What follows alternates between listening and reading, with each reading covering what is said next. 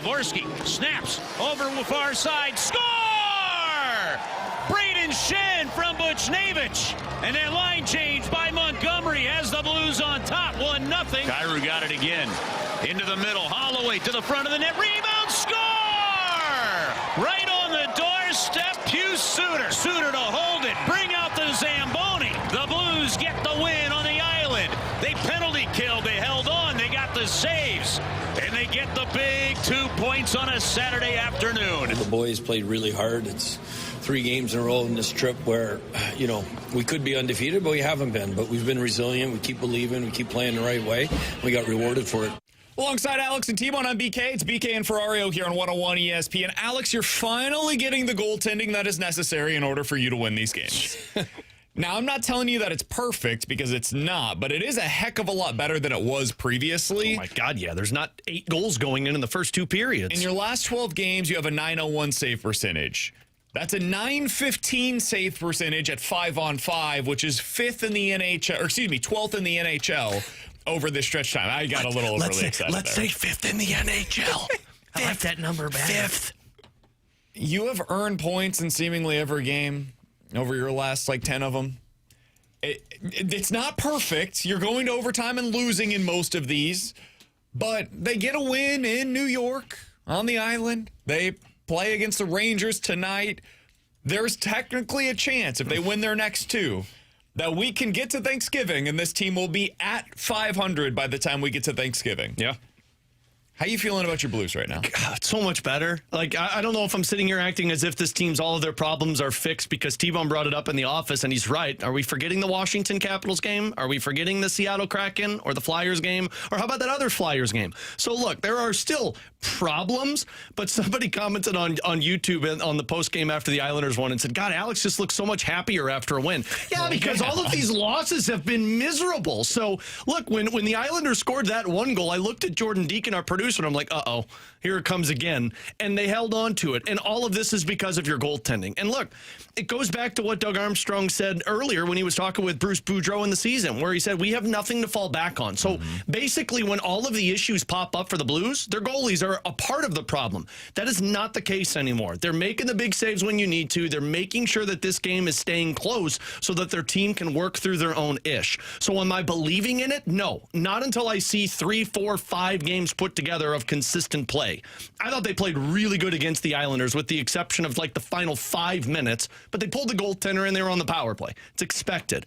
This is much better looking than what it was in the first 10 games of the season. And look, if you can find a way to keep your head above the water and not drown going into Thanksgiving, if you can wrap up this 5-game road trip without losing a game in regulation and pick up a win and go, what would it be?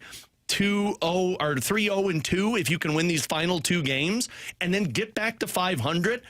Again, not like they're going to be in the playoffs and everything is fixed, but at least you figured out how to survive the issues early on, and now you can start from ground zero and kind of build back up. And all of it is because of their goaltending. Yeah, they just lost too many games for me to feel good about it. Yeah. I mean, they can continue to ace every test from here, and it still might not be enough. That's the reality of how bad their start to the season was.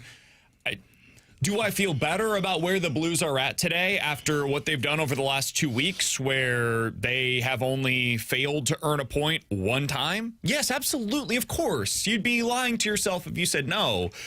But, man, that stretch was so bad. Yeah. It might just be too much for them to be able to overcome. And it's not as though they've been playing great. I mean, this offense is really going through it now. They're still struggling to, A, generate chances, and B, put the puck in the back of the net. And get consistently with multiple lines. I mean, it's whack-a-mole every game where one line looks good while the other 2 are just floundering. And I don't know if they've had more than maybe a handful of games, maybe less than that, where 3 lines have been working and activated at the same time. So, I mean, yeah, you're going through. The good news, though, BK, is that they're going through, or they went through all of that stuff early on. Some of these other playoff teams are going through it right now. Well, they did. They went through it early on. There's no guarantee that they won't go through it again. You're 100% right. Like those other teams did not go through it early on, are going through it right now. So they have one of those stretches. The Blues now cannot go through another stretch like that. They cannot go through a stretch in, the mid-January swoon that we see so often from especially the Blues goalies. We saw it previously with Jake Allen. We've seen it recently with Jordan Binnington, where like Ville Husso is suddenly your starting goalie because Benner can't find the puck. And you get to the playoffs and you trust Benner again. But for a month, you just can't trust him to give you consistent starts. He can't have that this year. There is no margin for error. That was eliminated when they went through that stretch where from October 21st up until November 5th, they won exactly one game. It's just not, that is so much that you have to overcome. It's better. I trust their goaltending right now, which is a hell of a place to be given where we started out this season. But yeah, man, I am right now where you were with the Cardinals, where the Cardinals would have a really good month, and I'd be like, hey, Alex, how can you not trust them? Look at how good they've been. You're like, yeah, because I watched the rest of the season. You're not wrong. I saw the other 3 months. Yep. So no, one good month doesn't suddenly make you a playoff contender. That's where I am right now with the Blues. A good week doesn't give you the playoffs. And I will admit, I'll lay down to whatever you just said. You're right. Like, I can't argue anything. I find myself still skeptical. Like, every time I'll talk to somebody like, oh, Blues look like they're figuring it out. I'm like, yeah, let's talk in a couple of days, though, because they do this where one good game, one bad game, one good game, one bad game. If you get to 500 by Thanksgiving, that means you've won 3 in a row. That means that you picked up points in like 5 straight. Now you're building something. The truth of the matter is, if you want to put yourself back in the conversation, you're going to have to rattle off what Minnesota just did, where they picked up 5 wins in a row, rattle off what Utah did at the beginning of the season, which, by the way, I don't know if you guys have looked at them. Who, buddy, are they going through it? Shocker. Who could have thought that one was going to happen? You're going to have to rattle off 7 or 8 wins in a 10-game stretch to put yourself back into this, because as much as we can act as if things are better, they still sit in a playoff race where Winnipeg and Edmonton are not playoff teams. And that's with the understanding of the teams that are in the playoffs are actually playing some really good hockey in terms of Seattle and Anaheim and Minnesota, Dallas and Colorado. So, I mean, this is an uphill battle. You're going to have to rattle off about 7 or 8 consecutive wins to put yourself back in the conversation where it's like, oh, okay, they're fixed. Next thing you got to overcome is your defense. We just talked about it, man. You don't need a good defense. Your goaltending is great. Okay. I didn't like that. Okay. Blues switched it up tonight. Okay. According to the lines at Morning Skate, this comes from Jeremy Rutherford, our Blues insider, who's out of New York covering the Blues this week. Broberg was with Colton Parayko. Oh, yeah. Tucker was with Falk, and Fowler was with Logan Mailloux, who over the weekend was recalled from Springfield. So I said him before Thanksgiving, too, and you guys are like, Thanksgiving? Yeah, I don't like it. I don't think it's the right choice. He had like 4 good games in Springfield, and now he's fixed. Apparently his confidence is fully back, ready to go. Nothing's wrong with him anymore. Right? We said, hey, Dvorsky, did he really become an NHLer in like 6 games? And the answer was yes, apparently. Did work for Neighbors when they did that, too, and Bolduc last season. Yeah. So maybe it did. No, I don't like this. I just... And I don't think it's going to end this way, but like I don't know why when Mailloux comes in, we have to do this whole, well, Fowler's going to go play with Mailloux and Tucker moves up with Falk. No. Let him be a big boy. Let him play with Tyler Tucker and figure it out, because you're doing it with Kessel and Tucker, and they're also liabilities when they were together on the ice. They're not. I mean, they're not playing. I saw this from Matthew DeFranks. Parayko is 2nd in the NHL in 5-on-5 ice time so far this year. Broberg's 5th, Falk is 9th, and Fowler is 19th. Each of them rank in the top 20 in the entire NHL in 5-on-5 ice time. Edmonton is the only other team in the league that has 4 of the most used 55 players in the league. The Blues have 4 of the top 20. Yeah. You know what? So, like, they don't trust that third pair right now at all. It's completely unsustainable, and they have to change it. So, I'm with you, Alex. I don't like this construction. I don't like any construction that they have right now, because they only have 4 defensemen that you can trust. Yeah. They either need to start trusting these guys because they need to play better, or you're going to go this entire season and you're going to have 4 dudes that are playing 20-plus minutes a night. You can't do that, man. Yeah, I mean, it was roster construction malpractice. I mean, you have 3 inexperienced defensemen that you were relying on to at least one of them play 20 minutes a night. You have to go out there and find somebody who can play 18, 17, hell, 16 minutes in that third pair for you that just settles things down. Maybe this works. Maybe Tucker and Falk work together. I'm just going off of past experience that we've seen, and basically by the second period, somebody makes a mistake on the ice. Fowler moves back with Falk. You don't see one of those two for more than 3 shifts the rest of the game. But right now, you've got Kessel, you've got Mayu, you've got Tucker, all three. I'm not holding it against them. I mean, they're young guys that have played fewer than 100 games in the NHL. But you can't have 2 of those guys in the same lineup every night without any type of safety net or safety blanket with them. I mean, the only way you fix this is if you go out there and you find a veteran defenseman who could play on that third pair with one of them and just stick with the same pairs. Yeah, and they're clearly not doing that. Yeah, they're telling them you're going to have to figure it out as you move through with this one. So I'll be very curious to see what Logan Mailloux looks like. I'm going to have Ryan Smith, the play-by-play man, for a pregame this evening, just talking about what he saw in terms of his defensive prowess and how he performed. Were you surprised to see this? That they recalled him and that he's back in the lineup? No, when they recalled him, I figured he was back. He wasn't going to come in that Islanders one because he played the night before. I'm like 50-50. Like, I'm surprised at how fast it was. But Doug Armstrong told JR and Lou and Matt DeFranks when they sent him down, like, this is not going to be a long-term thing. We're going to send him down so he can get his stuff together. He could play a few games, and then we'll get him right back up here. I don't know if this is them trying to force a round peg into a square hole, or if this is, hey, he was a minus in one of those four games that he played. They picked up 2 wins. The last 2 games that he played, he picked up goals in both of them. Maybe he's playing a little bit more confidently, and that's what they needed, and now you just throw him back out there so he can play that way. The best thing for them is that he figures it out. Yeah. I mean, they really need Logan Mailloux for the here and now and for the long term to be a good player. I just have very little confidence that that's going to take place right now, and the Blues are in a desperate situation to get this thing figured out. Like, I would have rather seen Calle Rosen, if I'm being totally frank with you, Alex. I know that Calle Rosen is not this cure-all, but I've seen him at the NHL level. He looks like an NHL third-pair defenseman. For better or for worse, he looks the part of it. Logan Mailloux has looked like an AHL defenseman so far this season. Yeah. So fingers crossed that it goes better tonight. Again, if you missed it, JR tweeting out the pairs for tonight, according to Morning Skate.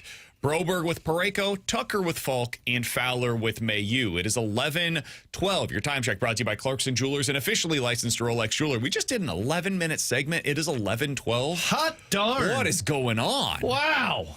Coming up in about 15 minutes, Must we'll dive into our vacation NFL week. quick hitters. You guys can get involved in the show. 314-399-9646. That's the Air Comfort Service text line. You can always check us out on YouTube at youtube.com/101ESPN-STL. Coming up next, we do need to talk about that Mizzou game from over the weekend. Whoo, boy, that was a stanky performance by the offense. No. What happened, and what does it mean for Eli Drinkwitz? We'll talk about it next here on 101 ESPN.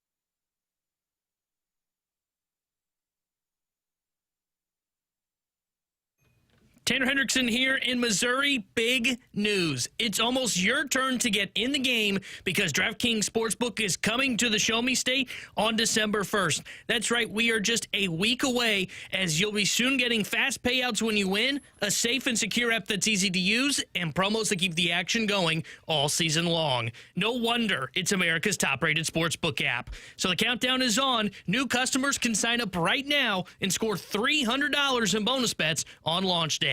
So download the DraftKings Sportsbook app and use my code Tanner. That's code Tanner as new Missouri customers sign up today and score $300 in bonus bets once we're live. That's code Tanner. The crown is yours. In partnership with DraftKings Sportsbook, gambling problem, call 1-800-GAMBLER, 21 plus, physically present in Missouri. Eligibility and restrictions apply, subject to regulatory licensing requirements. Bonus bets are not withdrawable and expire 7 days after issuance. For additional terms and responsible gambling resources, see sportsbook.draftkings.com/promos.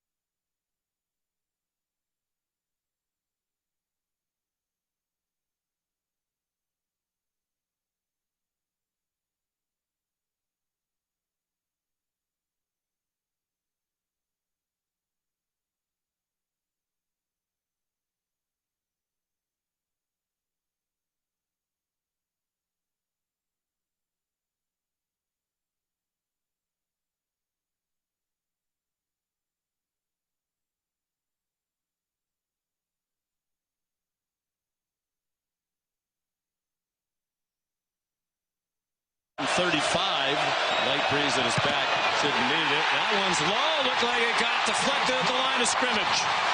2.5 to go, third quarter. After the penalty, Prabula going deep, and it is intercepted by Jacoby Johnson.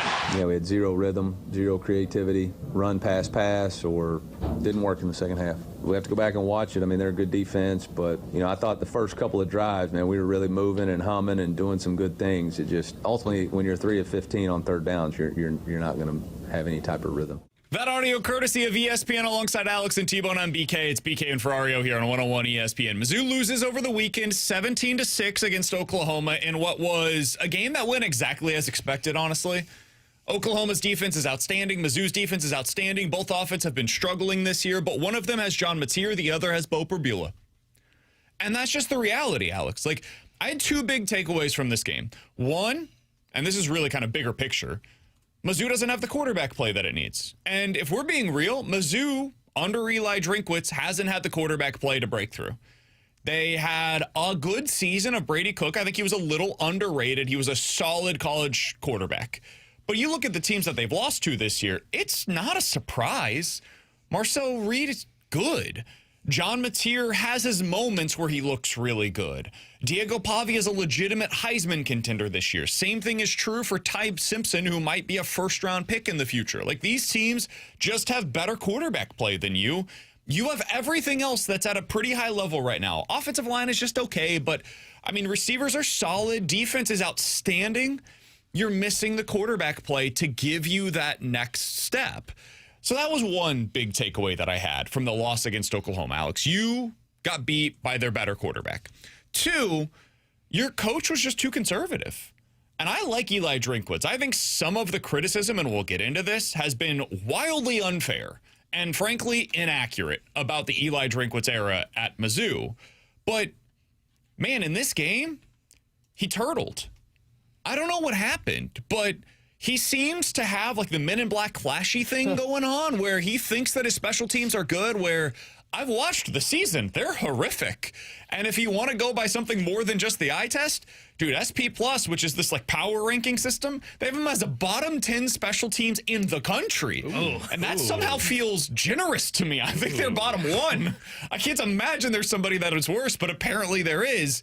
So Drink kicks a field goal on 4th and 3 from the Oklahoma 17-yard line, down 7-6 midway through the second quarter. I totally disagreed with the decision. Just wildly disagreed with it. Drink kicked a field goal on 4th and goal from the OU 3-yard line, down 14-3, 17 seconds left in the first half. In that situation, like, I guess you want the points. That's what he said. But, dude, you're down 14-3. Your offense has done nothing. You need a touchdown. I guess that's part of the reason why you could argue for it. My offense has done nothing, so I think that's more of a reason to go for it. You're not going to get into this situation again. That's what I was just thinking. If it's a like 0-0 game or you're up like 3-0, I get how you convince yourself, hey, my defense, which by the way put up a great performance, elite. You convince yourself where you say, hey, we can take the points and we'll just hope. Cross our fingers, cross our toes, and pray that our defense doesn't give up. And then maybe the worst one, the worst of them all. You're down 17-6 early in the third quarter. You have 4th and 3 from midfield, and you decide to punt. That was the one that got me frustrated. And that was a wave of the white flag moment. It was, let's get home. Let's keep this thing close. We'll make the score look more respectable because our defense can get some stops, right? Like, they knew, hey, if we punt this thing back, they're probably not going to drive the length of the field. We'll get it back. We'll be down 17-6, and we'll lose, but at least it'll look more respectable when you get to the end of this thing. That's ultimately what they decided to do. So, Alex, my 2 big takeaways from the game on Saturday. 1, you don't have the quarterback play. We knew that going in. Not surprising. 2, your coach turtled. And he didn't give you a chance to win. It appeared he was coaching not to lose by a bigger margin instead of coaching to win. Now, why would he be doing that, T-Bone? Look, to your passing, because that was my general takeaway. And, I mean, the quarterback play was just, it was obvious they didn't want to throw the football because they just knew it wasn't going to be doing anything. I saw this earlier today. Mizzou has not completed a pass over 50 yards this season. Like, not one pass they've completed over 50 yards this season, and it hasn't happened since 2005, which goes to show you, that was the tweet that I saw. Like, they haven't failed to complete a pass? They have not completed a pass that's gained the 50 entire yards. season that has gained 50 or more yards. And you're saying since 2005, every year they've done that? Yeah. Okay. Gained at least one reception over 50 yards in the season. Other teams, I don't think this is true. Yeah, this is not true. They have thrown a pass of 50 or more yards this year. Well, there you go. Just for what it's worth. The tweet that I saw that popped out there, that goes to show you. According to CFBstats.com, they have thrown a pass. It was somebody that tweets a lot of stuff out for Mizzou that I was like, oh, okay. Don't let facts get in the way of a good story. Hey, I thought it was interesting. They've had one. They've only had one, so maybe that's... Was it against an FCS opponent? I'd have to go back and look. I would guess it probably was. Yeah. Well, regardless, the quarterback play was rough. Yeah, I saw this from Tom Orff, who puts this out there usually for Mizzou. They do not have one in conference play, so it was a non-con opponent. Maybe it's FBS. Yeah, maybe that's what he meant. Regardless, the quarterback play was bad. I had one against FBS opponent. Okay, so completely irrelevant tweet. That's what happens. Fake news, I guess, on this one. But regardless if they have or haven't, the passing, the quarterback play, it's just you can't trust them to come up with a big play. And at some point, that first drive, it felt like it was carried by Ahmad Hardy and the running backs. But I'm with you as well. Like that 4th and 7 in the third quarter, or the 4th and 3 in the third quarter, that was a moment that I was like, all right, well, if you're not going with it in this scenario, then you're basically saying our offense can't do anything unless we get a couple of pass interferences to put us in field goal range. We'll kick the field goal and we'll keep it close. It felt very sheltered football against Oklahoma that after that first drive, it's like, okay, man, they got some big cojones right now. Maybe they can at least go out there because the defense continued in that first half to give you back possession. John Mateer was irrelevant in that first half, but their quarterback was also irrelevant, and that is the biggest frustrating factor because the beginning of the season, it felt like they had the quarterback, felt like Bo Prabula, that Kansas game specifically, was like, man, he makes the big plays. I fell for it. I agreed. I did too. And then it's just that Alabama game happened, and it was like, oh, nope, never mind. We're back to not having a quarterback. Yeah, I think it is what you look at the quarterback spot, and BK was right. It's been the one spot where they've not been able to get over the hump with their roster construction. And that's not a shot against Brady Cook, because BK's right. Brady Cook was a good college quarterback, but not elite to help them get over the top. And Bo Pribula, you saw it in the Alabama game. I think that was the first warning sign of, okay, he's just not going to be able to beat an opponent with his arm. And that's what happened in that game against Oklahoma. He's not a guy that's going to be able to do it. Now, I'm not surprised Drink was conservative on fourth down. He's been this in his tenure at Missouri. He has been scared to do it against ranked opponents. Now, I agree with BK. I think in a game like this, when you were the underdog going into it like they were, and you knew already, like, both real probably was going to play the way that we all expected coming back from injury. If you had Zellers, it was probably going to be worse. You have to be aggressive in these standpoints against Oklahoma. The only way you're going to win a game on the road in the SEC against a top 10 opponent is you've got to be aggressive on fourth down. So when you get those opportunities in the red zone on fourth and short, you have to try going for it. I know you maybe don't trust your offense. Trust your play calling ability between you and Kirby Moore to figure out, okay, you know what, maybe we can just scheme something up to gain 3 yards to pick up a first down, or in the case of the one that was inside the red zone, to get a touchdown here to try and keep this game within reach. The moment they punted on that fourth down, I wasn't surprised by it in the third quarter, but BK's right. It was a waving of the white flag. They gave up on that game in Oklahoma. Yeah, it's not that I was surprised by it. I was just disappointed. Because this is a game that you knew we have to take advantage of every opportunity that's given to us. I texted a buddy in like the second quarter. I said, first team to 17 wins. Nobody was scoring more than that in this game. So, I mean, you can keep kicking field goals, but you're going to have 4 or 5 opportunities to score total in the entire game. And if you kick a field goal on 3 of them, you're done. You've basically eliminated any chance of you winning this football game. And so all you're doing is trying not to lose by as many points. You're saying, I don't want to get shut out today. That's ultimately what they did. They said, I don't want to get shut out. And I just think that is kind of embarrassing, honestly, man. And it shouldn't be the way that you're coached. You can't coach scared and beat a top 10 team on the road. So all of the criticism that Mizzou fans have had, and that in general people have had about Mizzou, hey, they can't beat the big teams. They just whoop up on the bad teams on their schedule, and then they go play the quality opponents, and they find a way to lose. Saturday was a reflection of that. Now, I do want to expand this conversation a bit. I think that some of the criticism has gone way too far.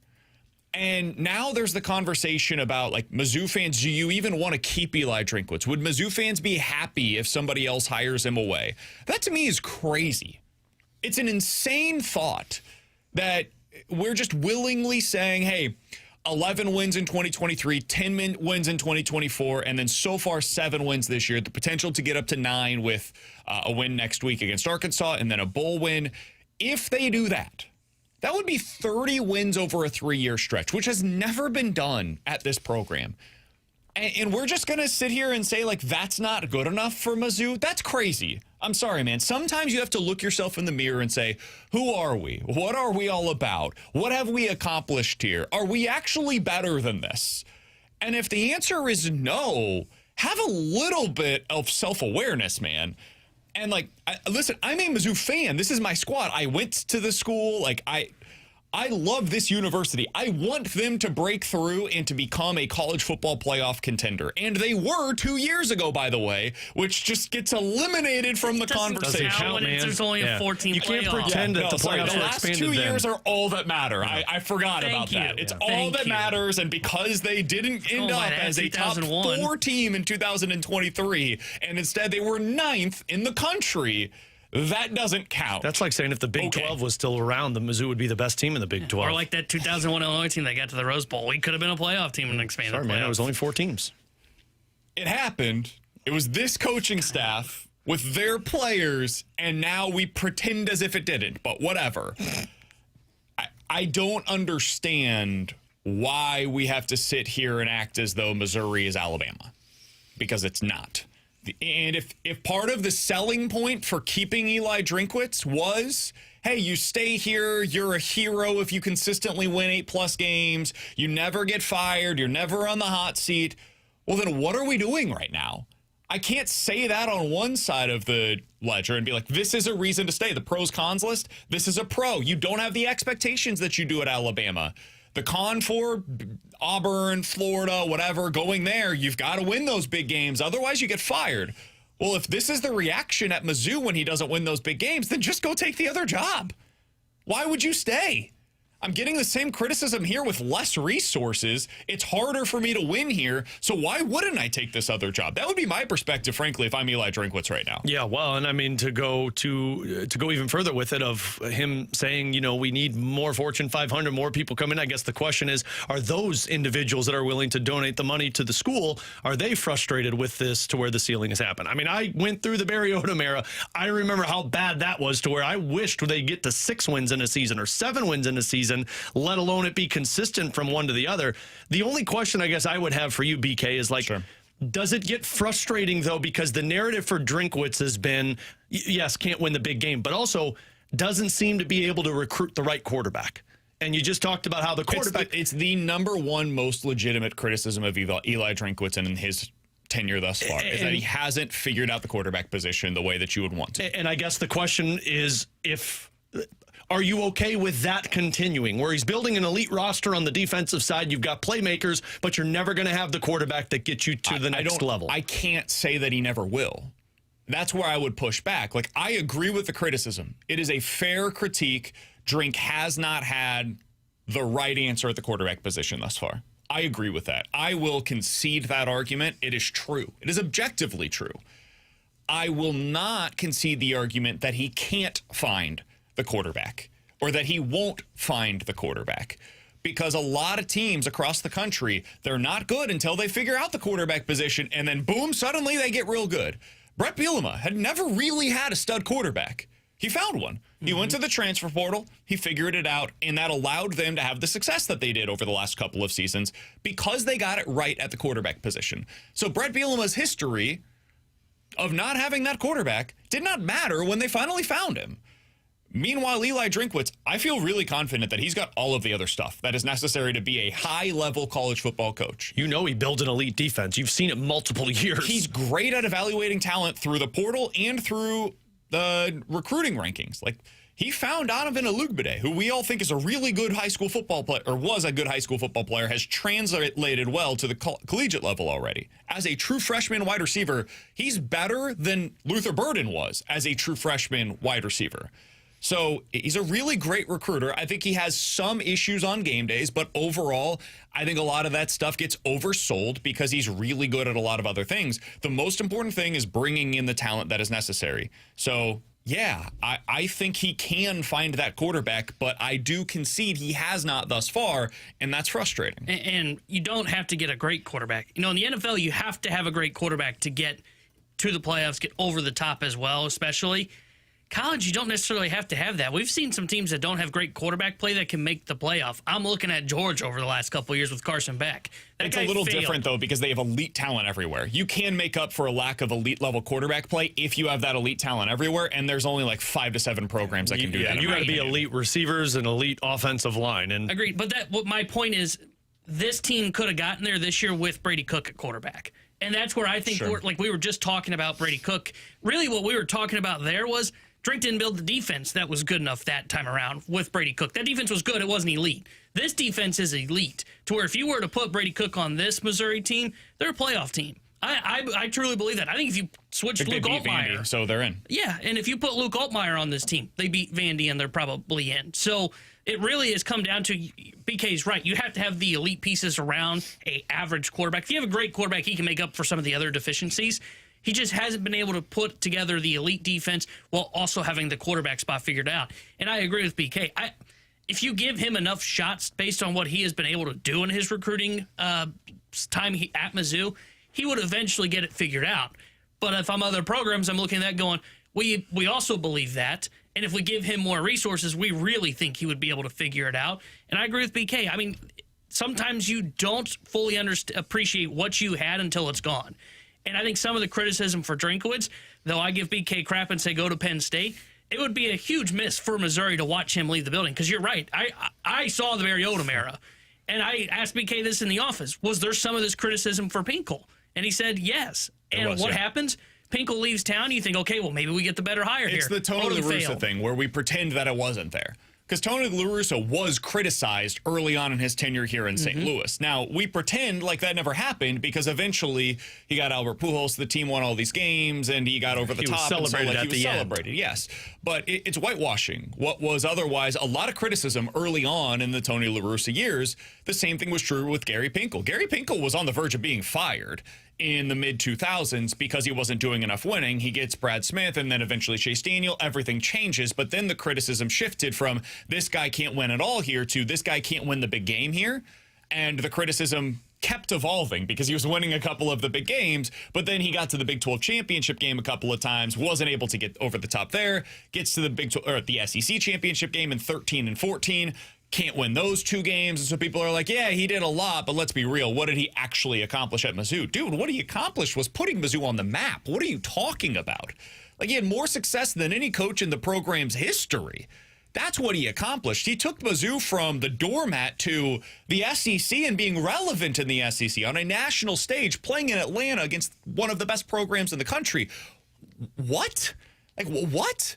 And now the same thing is happening once again to Eli Drinkwitz. I would love, and genuinely, I would be curious about this. 314-399-9646 is the Air Comfort Service text line to get involved in the show. Outside of blue blood programs, who are the teams, who are the programs that over the last, let's call it decade, have done what we're talking about, where they win the big games and sustain winning?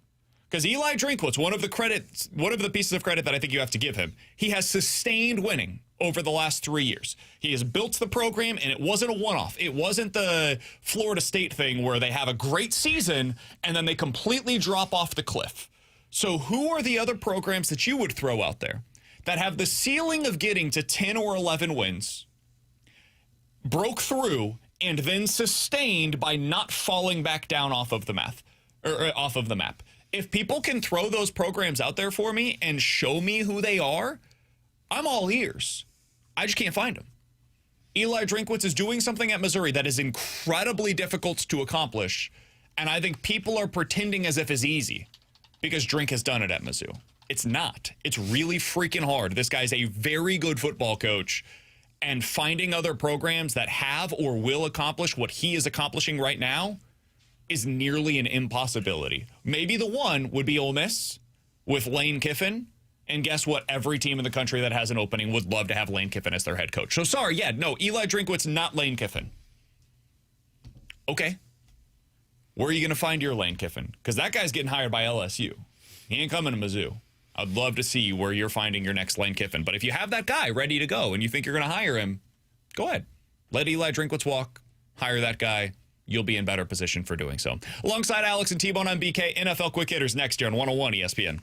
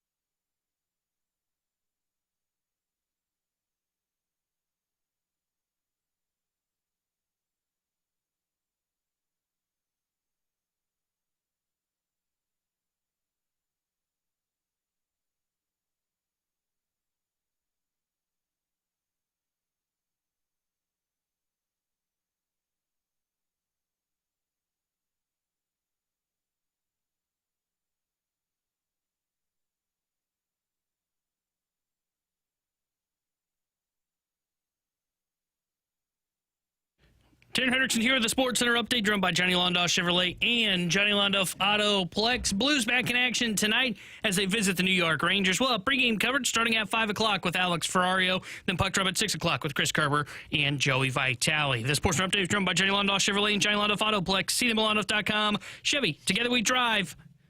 Are you kidding me?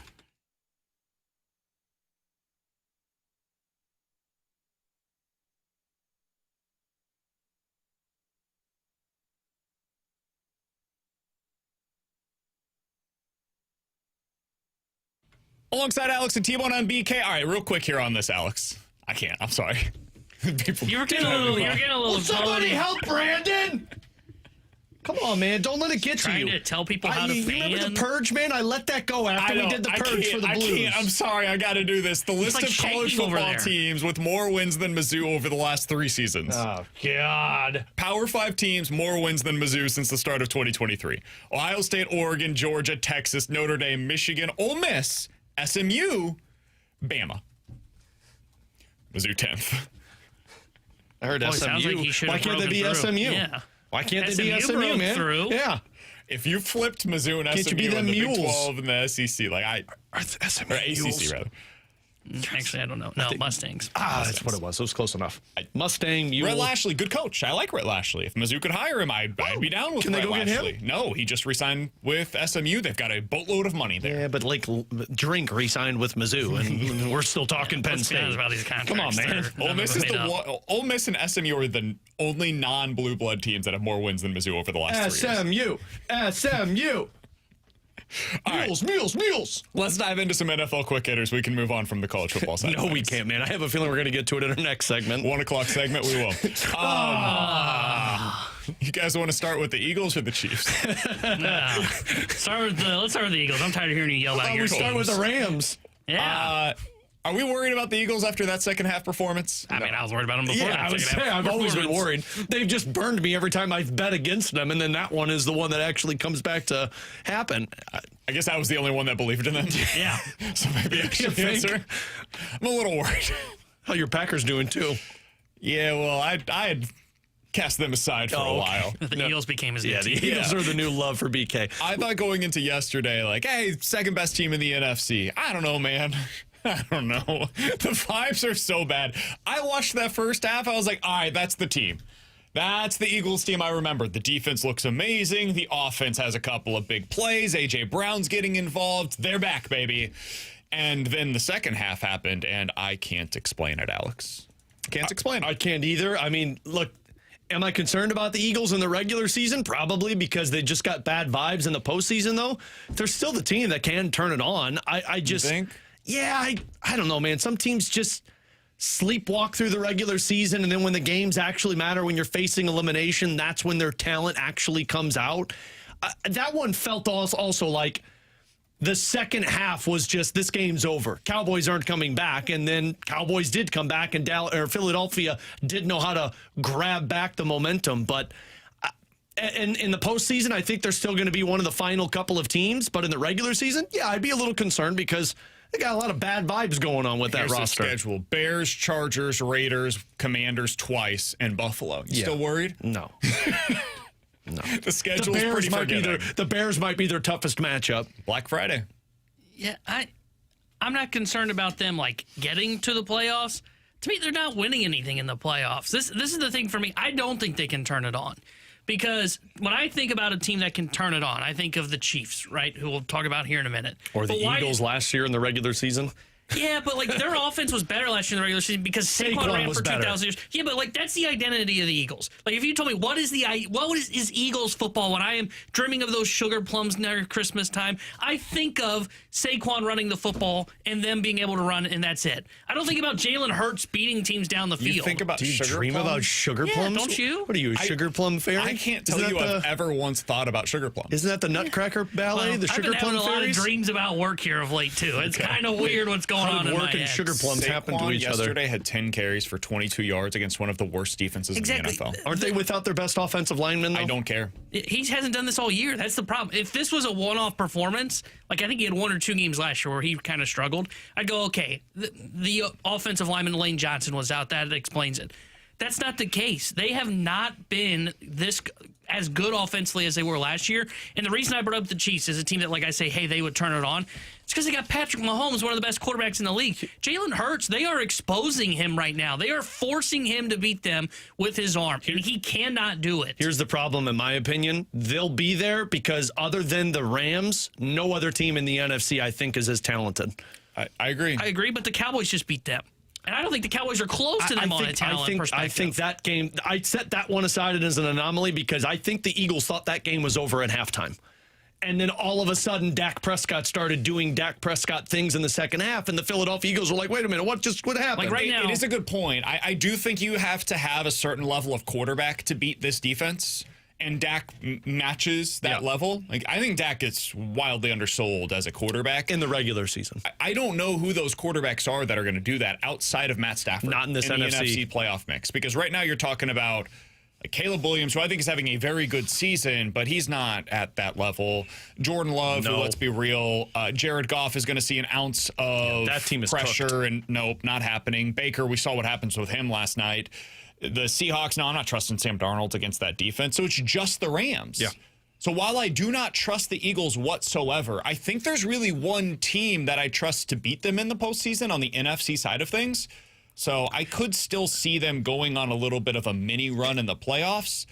I just think that the Rams are the team that I trust more. I watched that game last night, and I was like, that's the team. Yeah. The Rams are the best team right now in the NFL, in my 100%. opinion. I don't see anybody that's better than them. When the Eagles are locked in, their defense is going to keep every single game within at least one possession. The Cowboys one is an anomaly. But to me, it doesn't matter. If the Eagles match up, which I don't know how the scheduling or the brackets will work, but when they see the Rams, they're not winning that football game. The only team that's coming out of the NFC this season is the Rams. See, Let's right talk now, about that real quick.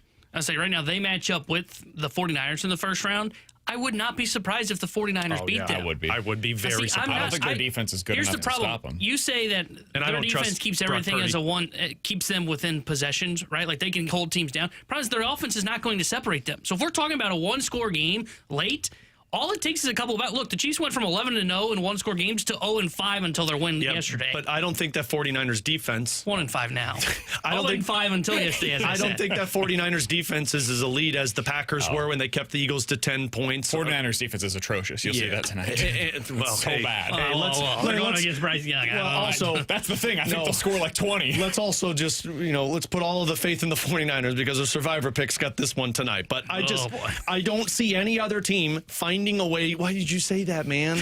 Why did you say that? You can't change it now. There's nobody left to pick. They'll be fine. I'm sure it's going to be Shut up, guys. Luckily, the 17 other teams are going to go down with us. So real quick on the NFC side of things, dude, this Rams team is unbelievable. And Matt Stafford's making an MVP case. Yes. We're to that point now. He is consistently the best quarterback in the NFL every week. Have you guys looked at his numbers? They're insane. Yeah. He has 30 touchdowns and 2 interceptions this season. 30 and 2. I mean, it's pretty remarkable. That's in 11 games so far this year. He's on pace for, 50 touchdown passes this season? Well, let's also appreciate 46. That's absurd. Let's also appreciate what's happening with Davante Adams. Like, this goes to show you that Aaron Rodgers was just ass. My favorite thing about Davante Adams this season, he does almost nothing between the 20s. No. Almost nothing. And then they get like 25 and in. The guy is a touchdown machine. Yeah. It's ridiculous. Like, they are so situational in the way that they utilize their players. If we're between the 20s, it's Puka time. If we're into the red zone, it's Davante Adams time. And you can just set your clock to it. Yeah, it's this is why Aaron Rodgers was awful with the Jets, and this is why it didn't work out with the Raiders either those last couple of years. But Davante Adams he's incredible right now, on top of adding that in with Puka, on top of adding in what Kyron Williams can do for that team. And the defense is good. And the defense is wild because, they went through the list of all of the starters in that game. Like, 2 of them, I'm like, oh, I know who that is. Yeah. It's a ton of guys that are just working as a group that finds ways to eliminate the opposition. The defensive line has been completely overhauled over the last 3 off seasons, really. And now this offseason, my big question to you, T-Bone, before the year, do they have the corners? Emmanuel Forbes is apparently good now. He's 160 pounds soaking wet. No. And he was terrible for Washington. Terrible. So much so that they decided to get him out of here as a former first-round pick just a couple of years ago. And the Rams are like, yeah, we'll take him. He's going to be great for us. And he's been awesome. Last night he had a couple of spectacular plays once again. They have figured this thing out. And They're did really they good. acquire their best cornerback too? That Quentin Lake, is that what his name is? Because he was hurt in the last game, wasn't he? Forbes is probably their best corner. Oh, is he? Right now. They were talking about one of the guy that was out with an injury. Yeah, Lake just went on IR. Yeah, he was the one that they acquired via trade too. Well, no, they drafted him in the draft sixth pick? round. Their defense, their starters that have played most games, and I included Lake in this when I was researching this last night. Only 3 of them were drafted in the first or second round, and one of them was Forbes, as BK mentioned. So he was drafted by Washington. The only ones that the Rams drafted in the first 2 rounds themselves was Verse, which was their first round pick in like 6 years in 2024. And then they took Fisk in the second round right after him. Everybody else on that defense is third round or later, or in the case of some of them, like Landman, their top linebacker, who they just signed to a 3-year extension prior to that game. He was undrafted, kind of floated around with the Falcons, and then they signed him, and then he's been great for them. They signed him on a 1-year deal. Like, everything that they've done with that defense is incredible scouting and doing a great job of recognizing talent and bringing it in and working with them. Last thing here. Chiefs win yesterday. We don't have to spend too much time on this. I know nobody wants to hear me gloat because, frankly, I was not gloating most of the day. I thought they were losing that game. I thought the season was over. That's it. And they found a way to pull it out of their ass. I don't know how. I truly do not know how. They made the plays that they haven't made all season long. Rashee Rice with a couple of massive catches. Xavier Worthy with a huge play for them. Patrick Mahomes was terrible for 3 quarters yesterday. He was not good. And then in the fourth quarter, it was as good as I've seen him all season long. Finishes with 350 through the air. The game honestly should not have been close outside of a terrible pass once again by Mahomes, which was caught by the Colts, sets up a touchdown drive for them. The defense was awesome for the Chiefs yesterday. The Colts did nothing. They had 10 first downs on the day. The Chiefs had 33. I mean, outside of the score, game wasn't close, but the Chiefs did the things to make it a close game once again. Terrible special teams, a turnover right in their own end. They found a way to win. Did it save the season for them, in your guys' opinion? I gave him a chance still.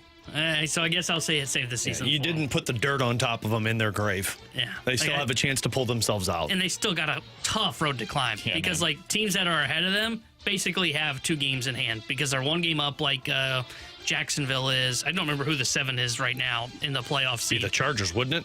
I think so. And I I think don't that's trust right. the Chargers. The Bills. It's the Bills right That's now. who it was, Bills. Okay. My God, the Chiefs are 10 technically today. Yeah, you are a game behind the Bills.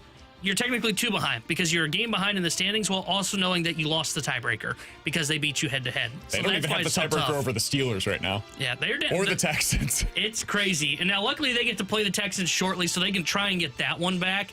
But that's what I say, like, did it save their season? I guess so for now, but I still don't know that I see them as a playoff team because you're right. Mahomes was not great for 3 quarters of that football game. And what I thought that game told you more about wasn't about the Chiefs. It was more about, so that's why I don't trust the Colts. That's what I was going to ask. Now I get Did it. the Chiefs win or did the Colts lose? Because I kind of looked at it as the Colts lost, too. Yeah, I mean, the Chiefs tried to throw it away for a long time. Literally, Hunt fumbled. Yeah. The good news Hunt for the fumbled, Mahomes threw the interception. Is a lot. The good news for the Chiefs is you'll extend it probably 1 more week because you're better than the Cowboys, in my opinion. Although the Cowboys just pulled up. I don't know if the Short Chiefs. week. I don't know if the Chiefs are scoring any points against the Texans. Yeah, it's gonna be a tough The game. Texans might be the one that buries you. I don't know if the Texans score many points against the Chiefs. Well, you know what? It's going to be a This next 10-7 3-week final. stretch at the Cowboys on Thanksgiving Day. Short week for both of them. Dramatic wins for both of them. Then they go back home, play against the Houston Texans on Sunday Night Football, and then finish up this stretch against the LA Chargers at home. You got to go 3-0. Yeah. You have to win all 3 of those games to have any chance. I unfortunately think your team's only got 3 more wins in them, maybe 4. I mean, they're going to beat the Titans. They're going to beat the Vegas Raiders. Yeah. So that's and 2. they're going to beat the Chargers. That's 3. And then it And comes then I down don't to know what do you about that do other against one. Dallas and Houston. If you can win those 2 games, I think you're fine. If you can't, game over. Coming up in about 10 minutes or so. Hold on. So Ryan Helsley is going the Jordan Hicks route now. We'll talk about that coming up here in just a little bit. Questions and answers next year on 101 ESPN.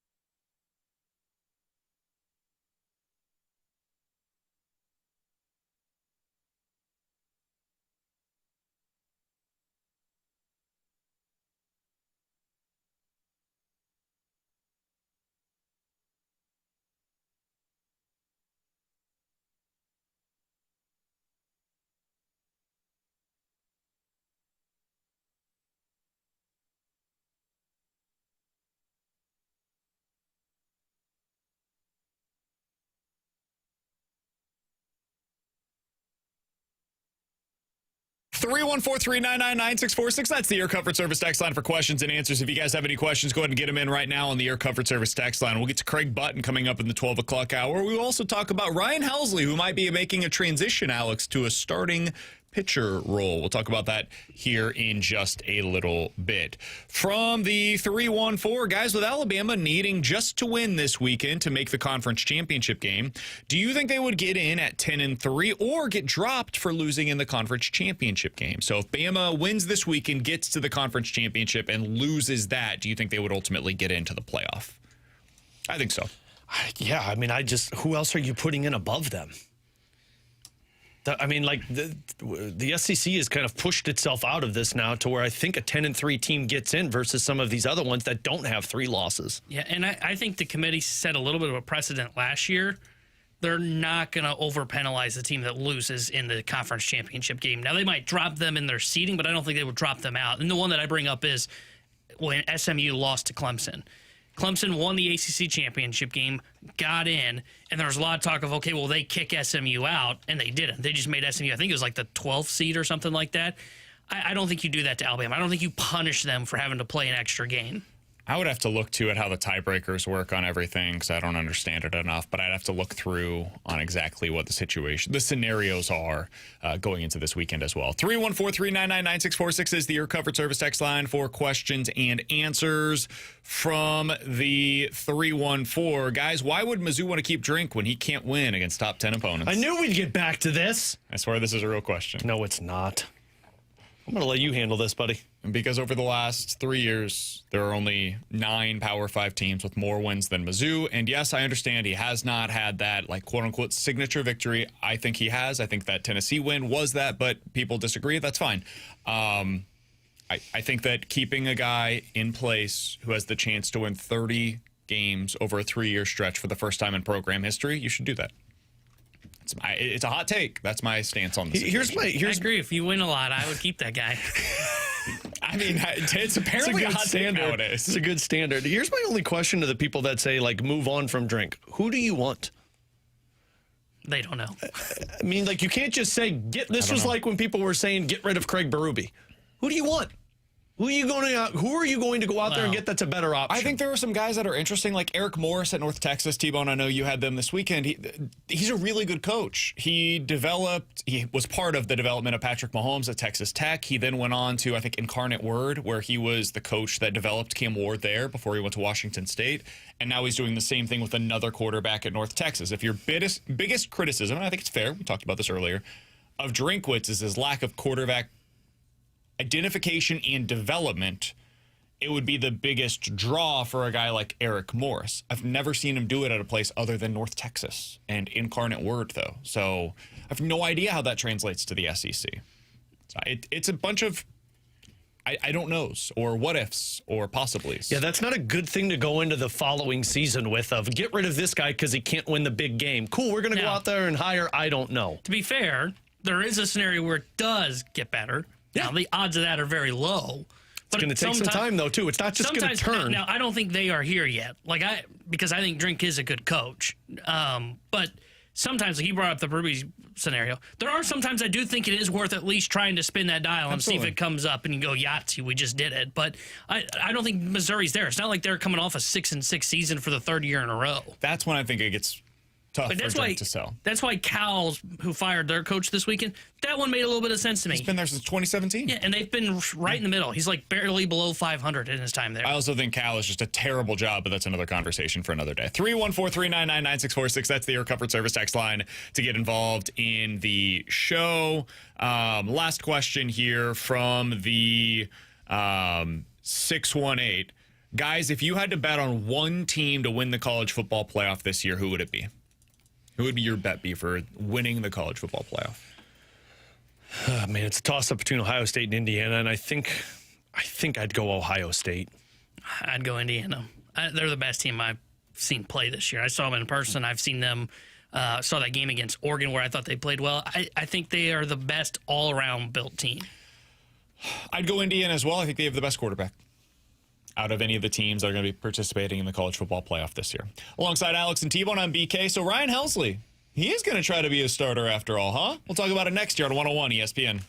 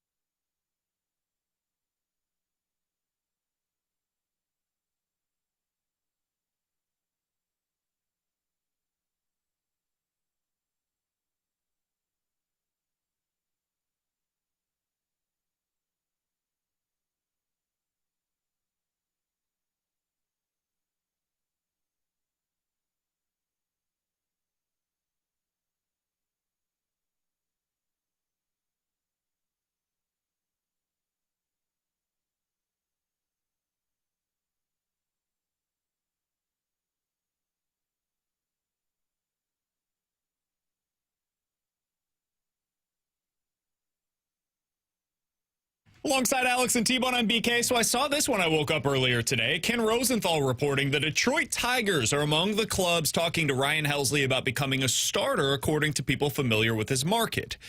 As a starter, the 7-year veteran would need to expand his repertoire. Helsley threw more than 90% sliders and four-seam fastballs, with the Cardinals and Mets this past season, but added a cutter in the spring and also has a curveball that he can throw.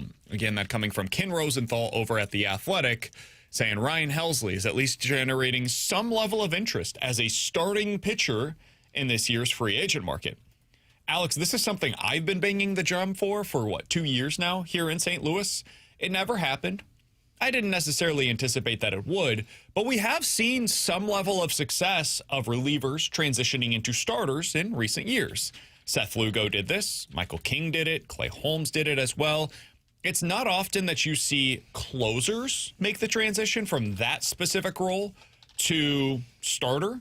But like Reynaldo Lopez was also another guy that it didn't last very long. He had some injuries that popped up, but he was also a player that went from reliever to starter. And a lot of people laughed at the experiment at first, and then they saw the success and was like, oh, this isn't so funny. This is a really smart move by the Atlanta Braves.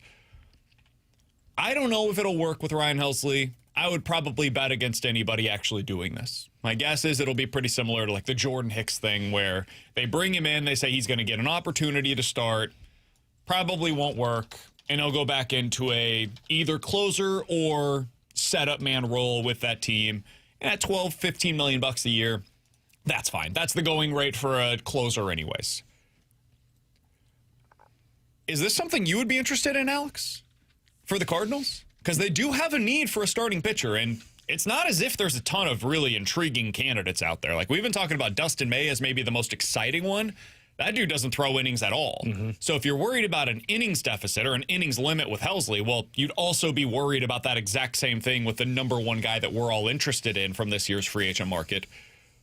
Would you guys be interested in trying out Ryan Helsley in a return to the Cardinals with this new regime taking over to see what they can get out of him as a starting pitcher? I wouldn't, because I think this is going to crash and burn fairly quick. Okay. The references that you did, and I was looking at this, Michael King did this where he went from being the reliever, but he had made starts in the major leagues. Now, I don't know if this was starts like he was just an opener for a game or if he went in 3 or 4 innings, but like the difference is King's 30 now, and he had already gone 2 seasons being a starter, where Ryan Helsley is 30 now and hasn't made 1 start in the major leagues. I feel like this is going to crash and burn faster than what it did for Jordan Hicks, because even Jordan Hicks had some starts with the Cardinals before they decided to move on. This screams somebody is going to take a chance and it's not going to work 2 months in, and then he just gets pushed to the bullpen. And the problem that I would have with this is if he's going to sign as a starter, I have a feeling this is going to be a multi-year deal rather than just a 1-year deal if he was a closer. Plus, I think if I'm Helsley, closers get paid. And if it's a 1-year deal, you're going to get paid. Now, it's not going to be as great as you thought originally because it didn't go well for you with the Mets. But if you were putting 2 guys in front of me of Dustin May and Ryan Helsley, I'd go Dustin May. Even with the injury status and knowing that he's not going to start much, my hope is he can get healthy. But when he's healthy, I know that that's a starter, and I know he's got swing and miss stuff. I think this Helsley thing's going to crash and burn. Yeah, I have no interest in bringing him in as a starter because, Alex is right. It's going to be a multi-year deal if you end up doing that. It would probably end up being the Jordan Hicks contract, which I think was 4x44, 3x33, something like that. And it doesn't sound like a ton of money, but I don't want to be paying that to my closer for 4 years when it fails. Ooh. Like I don't want to be paying a closer for 4 years if I'm doing that. And then it's just harder to trade him if it gets to the deadline and you're out of it, right? Like that's my expectation. The reason I look at them as like, hey, they should be in the market for a bullpen arm is because I'm expecting it's going to be 1 year. When you're out of it, you end up trading that, and then you end up capitalizing on assets that you get in return. It's what we've seen a lot of rebuilding teams do. It's what the Royals did with Chapman to acquire Cole Reagan. So I have no interest in him as a starter. I don't think it's going to work. The fact that any team that is looking at this and saying, yeah, but he tinkered with a cutter in spring training. Okay, he didn't use that pitch. You know why? Because he couldn't throw it for strikes, right? He has just 2 pitches. I don't know if he can land a curveball or a cutter enough to really add to his repertoire to last as a starter. I think if he's smart, he settles for a 1-year pillow deal as a closer, gets traded at the deadline from whoever he goes with because he may sign with a bad team, has a really good year, and then he turns that into a multi-year, big money closer contract next free agency. The contract is what dictates this for me. if you could get let's call it a 2 or 3 year deal with an opt-out after year 1, because I think Helsley might be interested in that, right? If it works, he would probably want to opt out after that first year to go back to the market as a starting pitcher at the age of 31. If you could get that out of Helsley, I think I'd do it. Because there is upside here. I know we all look at the risk. There is huge risk of it not working out, and then you're stuck with a multi-year contract for a reliever, and you have no idea what his level of effectiveness is going to be, considering what we saw from him a year ago, where it was not as good as it had been in the past. If it does work, and he was an excellent starting pitcher down in the minor leagues, I think that is something that we overlook because he was rushed to the majors to help them in the bullpen. They desperately needed help. They decided to bring him up. He was the guy that was in their bullpen for them. He was a very good minor league starting pitcher, the likes of which that if he was coming through the system right now, we would be thrilled about what he could be as a starter. It's a guy that throws mid to upper 90s with a huge breaking ball, and he is classic, like Chaim Bloom. What he's looking for is this. This is the model of starting pitcher that they have lacked and that they need. Will it work? I'm skeptical. I agree with you guys. Can it work? Yeah, absolutely it can. I have no doubt that for somebody, if you go to the right organization, like he should go to the Rays, he should go to the Red Sox, he should go to the Giants, he should go to one of these teams that have the history of succeeding with this kind of a model. Find out if it can work or not. Why I would like to see it, I would like to find out if the Cardinals have this in their bag now. Because maybe they do. Maybe with the new regime in charge, they can take these guys and reimagine who they are as a pitcher. And if they can, that opens up a new area for them to find starting pitchers. So I would like to see it. Is it going to happen? I'm skeptical. But like, if you're telling me you can either have Dustin May, who's been terrible for 2 years and is always hurt, and you're just dreaming on the upside, and even his stuff doesn't play as well as it once did because of all of the injuries. If I could have that, or I could have Ryan Helsley, I think I'd rather have Ryan Helsley as a starting pitcher because it's more interesting to me. Yeah, no, I'd still rather have Dustin May. I've seen the stuff. The stuff looks good. I don't understand how he doesn't have better numbers. I would rather have him on just the 1 year deal because if it does flame out, I'm not stuck with it. Right? This is where you. What if he gets a always multi-year differ. deal? Dustin May, well, he's not a Cardinal. Like, yeah, I think the deal the Cardinals him. are signing, unless it's like what you were saying with Helsley, where it's got an opt-out, I could see where the Cardinals would hand out like a 2 year deal that's got a player option in it for somebody. I have no interest in the Ryan Helsley experience because I don't know. And honestly, I mean, you mentioned the idea of like, hey, maybe this new regime can like open up new possibilities of how they kind of look to starting pitching. I'll just stick with signing starting pitchers rather than doing the whole like, let's convert the bullpen arm to a starter. I'll let another organization take care of that. And then when they make that guy a starter like the Royals did with Seth Lugo, then I'll just go sign Seth Lugo when he's available. I'm not in a position where I want to be handing out multi-year deals to starting pitchers unless it's somebody that plays into the future of my team. Like, and I know that's probably rare too to go out there and get a guy who's willing to just sign for a 1 year deal. But some guys, this is the opportunity to kind of come in and kind of reshape your career. That's where I'd be focusing on more than going 2 or 3 years for a guy to try and figure something out with my team. From the 618, I'll address this real quick. BK is just completely stuck with familiarity. He can't let go of the past. I promise you that is not what I'm doing here. Helsley, Bader. If there is another pitcher out there that profiles similarly to Ryan Helsley, I would also be interested in that. This is not about him having a prior history of playing here in St. Louis. In fact, that almost kind of works against him because I've seen the Cardinals work with Helsley, and they chose not to make him into a starting pitcher. Different regime in charge. I think all of that is important context here, but that's why I don't think they're going to be the team that does this. But if there's another pitcher out there, like Reynaldo Lopez from a couple of years ago or Seth Lugo or whomever, I'm interested in these kind of experiments. I'm interested in them reimagining what their starting rotation can or should look like.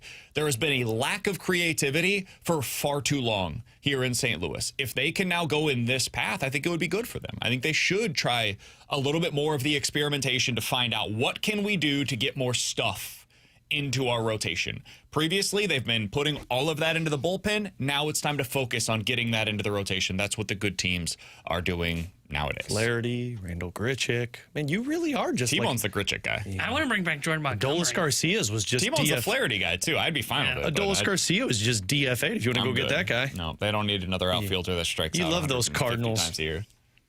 Coming up in 15 minutes, we're going to talk to Carson Craig Kelly, Button anyone? about why he hates the Blues goaltenders. That's coming up in 15 minutes. In or out next here on 101 ESPN.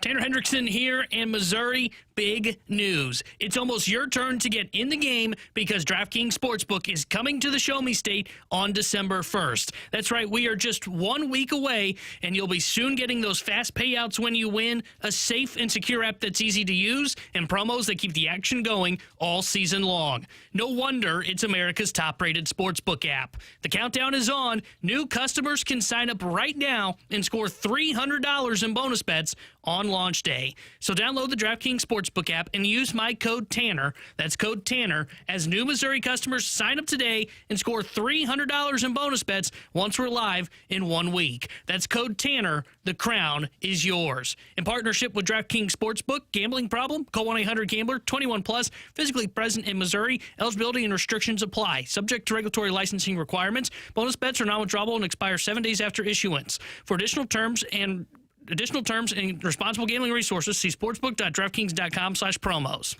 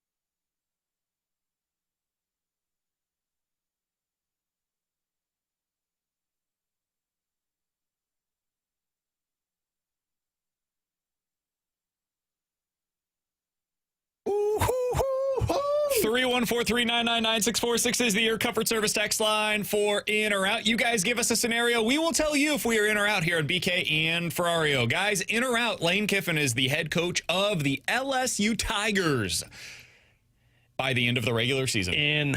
Now I saw that, like, Ole Miss is fine with him coaching in the Egg Bowl because of the uncertainty. Whatever took place in that meeting was like, okay, look, Lane, we need the money.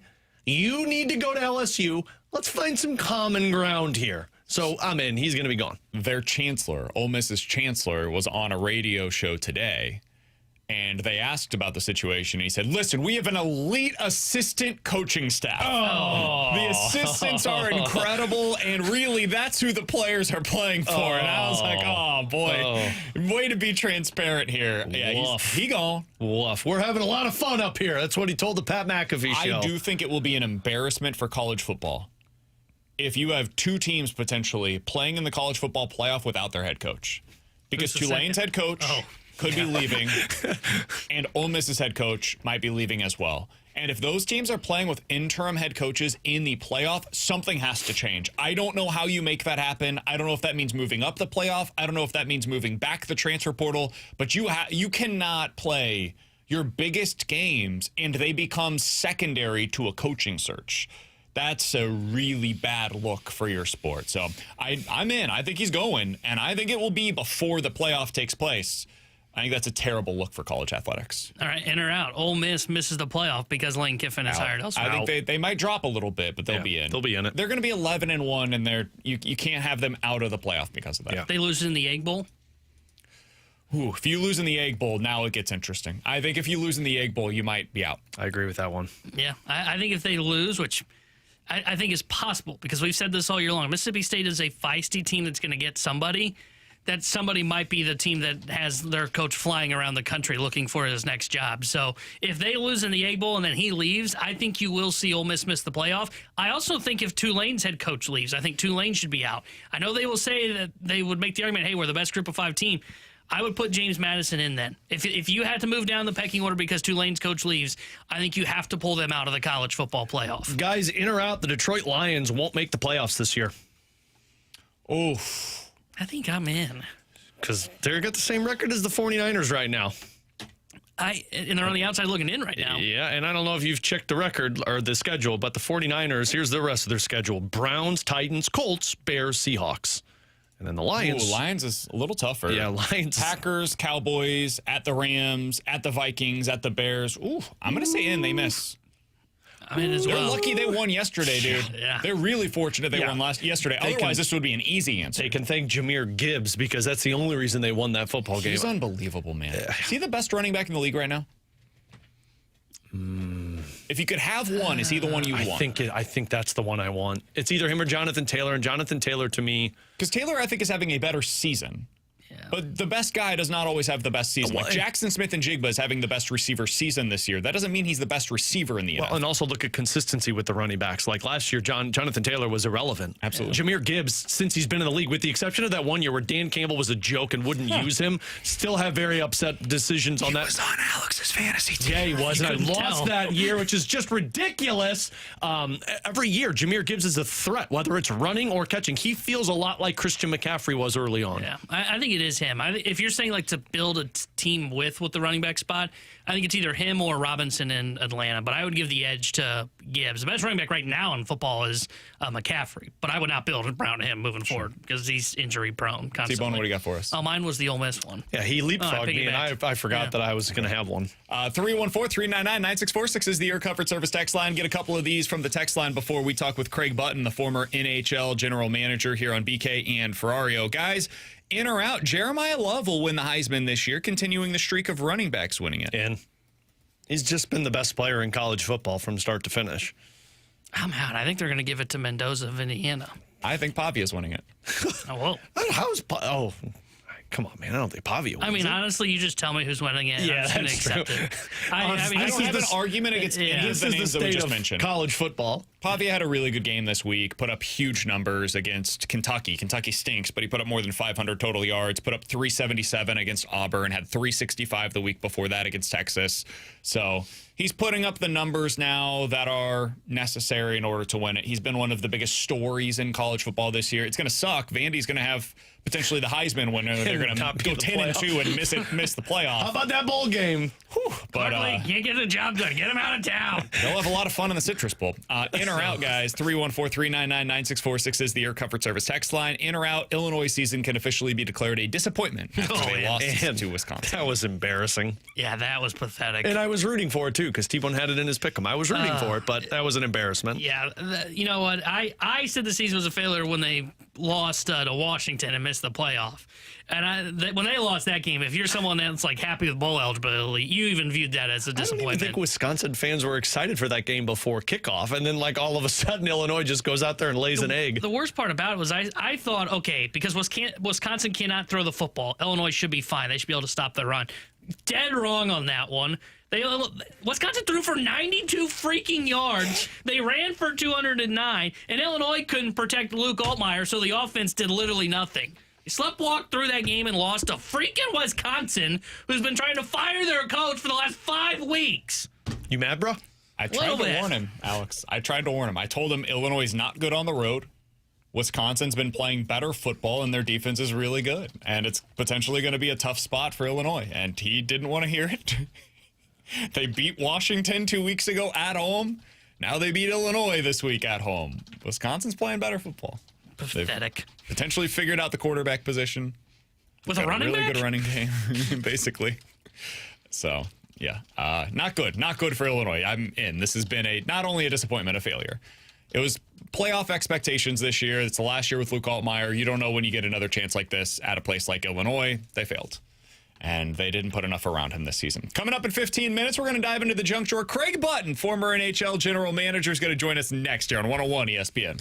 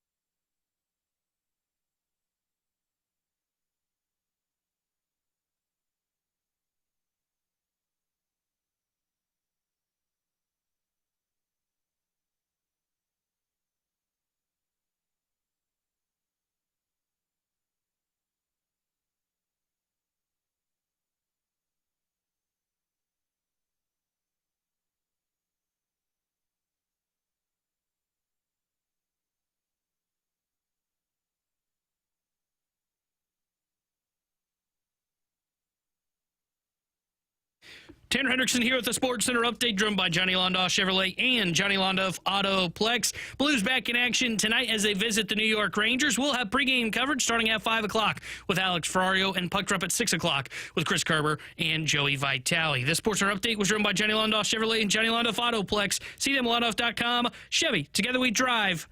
Are you kidding me?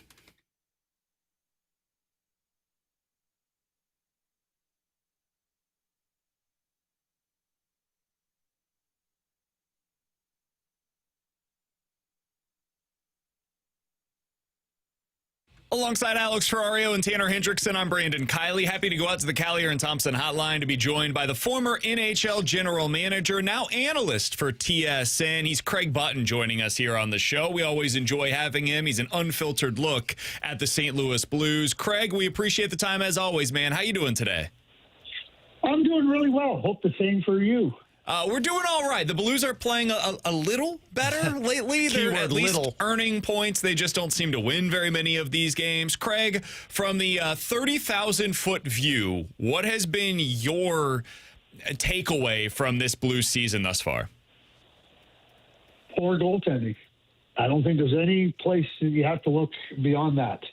If you look at 51 qualified goaltenders, which is a minimum starts by the NHL in terms of ranking save percentage, Bennington's 43, Hofer's 47, and the St. Louis Blues are terrible in the goaltending department. Their defensive metrics are all good. Penalty killing hasn't been that great. That comes down to goaltending as well. But defensive metrics have been pretty solid for the St. Louis Blues. So if you want to look at where the biggest issue, and when I say the biggest issue, call it 60, call it 70% of the Blues' issues are in the net.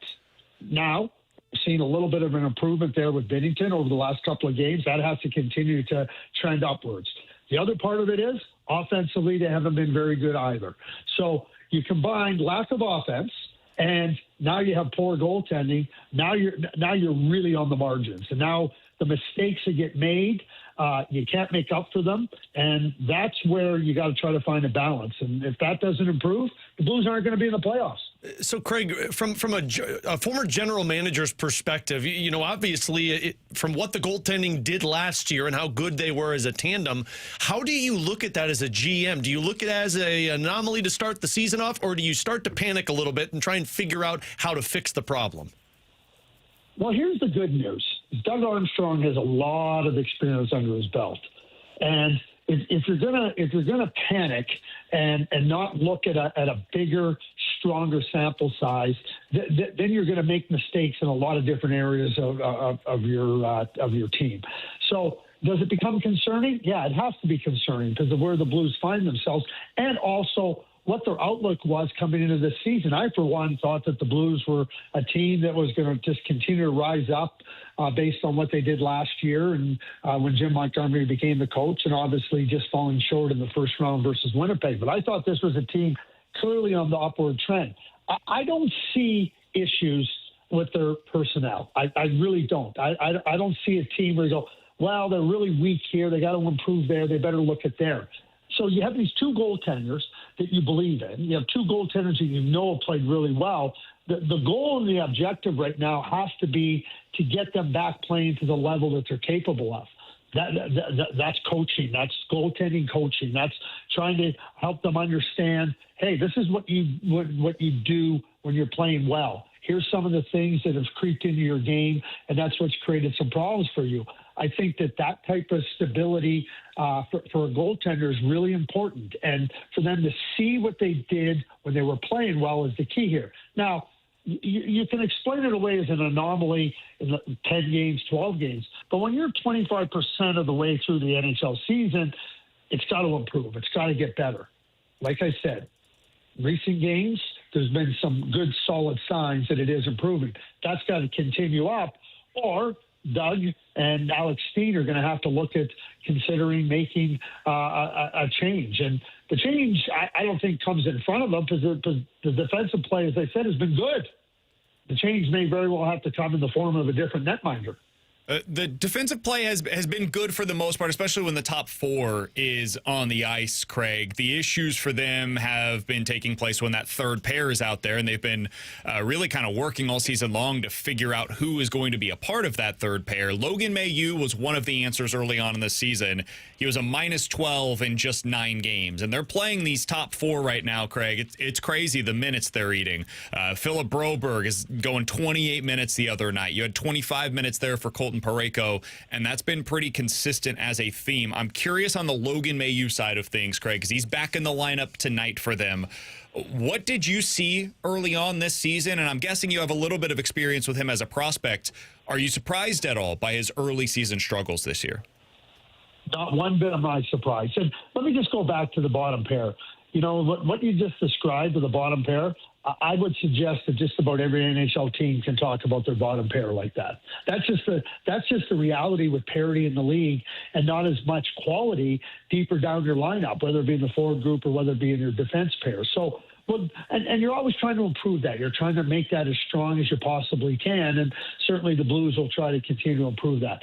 As it comes to Logan, I don't think Logan's ready for the NHL, full stop. I think he's got a lot of learning to do with respect to understanding that the game without the puck is as important as the game without the puck. He's always been a good offensive player. He's always been what I would call a player that wasn't afraid to jump into the attack, jump forward to the play. But the NHL is you have to understand where there's risk. You have to understand how to manage that risk. And right now, I don't think Logan is at a stage of his development where he's capable of that right now. And that's why, for me, get him down to the minors, let him keep playing in the minors, and really emphasize him being on the defensive side of things. So if I'm Doug, I'm telling you're going down to the minors, and these are the things you're going to work on. And the coach in the minors, you play him on the penalty kill. You match him up against the hard matchups. So he's got to play defense against the best offensive players down there. You can't do that at the NHL level. He's too vulnerable. So to me, if you want him to develop that part of his game, it's out of the spotlight of the NHL. It's in Springfield, not in St. Louis. Craig, I think the one thing Blues fans have brought up with the struggles early on, and you mentioned the goaltending, maybe you do a change there. I think a lot of Blues fans have brought up, the forward side of things, the core players, because it's been an issue that's popped up over the last few seasons. Do you see, if the struggles continue for the Blues, it being a core issue in terms of their best players not being their best players? And as a GM, do you look to make a change in that front? Well, I don't think there's any question that when you're looking at the St. Louis Blues, and it feels like last year this was an issue, and then and maybe last year, the year before, with Craig Berube, there was some issues with Jordan Kyrou and are these the guys? And I think that when you look at the way I look at this roster right now up front, I see massive capability. I see massive underperforming offensively. So I said, is it 60, 70% of goaltending? Why don't we just saw it off and say it's 65% of goaltending right now? But the offense is the other part of the problem here. And quite frankly, they have to be better. Robert Thomas missed a few games. He's been a lot better. Jordan Kyrou is a better player than he's played. And sometimes, and this is just the reality of where you find yourself, sometimes change has to happen. Not because you're looking to make change, just because it may benefit the player and it may benefit your team. And right now it feels like there's enough uncertainty with some of the players. When we talk about core or we talk about the top-end players, where a change may be necessitated. Sometimes the mix just doesn't work the same way. I mean, Dylan Holloway hasn't played at the same level as he did last year. I love Jimmy Snuggerud. I love Holloway. Jimmy Snuggerud hasn't played at the same level. And Robert Thomas hasn't come close to playing at the same level. Well, if we're talking about, along with Kyrou, 4 core players, yeah, that's a 4 core player problem. We're talking to Craig Button here on 101 ESPN for another couple of minutes. Former NHL general manager, now does work for TSN. Craig, I don't want to ask this question because it means that the season has gone off the rails for the Blues, but it is something that we're eventually potentially going to have to start discussing. Braden Shin's not having a great season this year, but he's doing everything he can from a physicality, emotional standpoint to try to drag his team into things. If he were to be made available via trade at this year's deadline, Craig, what kind of value do you think he would have on the market? you're looking at a prospect and probably a draft pick. I mean, I don't think that Braden Shen, unless you get a team that's really, really feeling like the pressure, like I don't see that as being a first-round draft pick. Maybe for a top contending team, because that first-round draft pick is a late first-round draft pick, which to me is really a second-round pick. I mean, you're talking about somebody that's going to be 35 next year, and Braden gives you everything he's got. He's a hard player. He's a competitive player. But at this stage of his career, where he's at and what teams would be willing to give up to get him, I don't think you're looking at a significant price. And people, you can debate what's a significant price. This is where you got to go mine as a scouting staff. Okay, here's the teams that may be interested in Braden Shen. Where can we find some value? Where can we find something that would really help our team, whether that be a prospect that maybe being a little bit underrated by that franchise? And maybe you look at the draft and go, well, wait a sec. You know, if we get this draft pick here, well, we feel that the draft is really strong in that area. I think that that's where you go. But I think you have to be realistic about what the return would be like for a Braden Shen.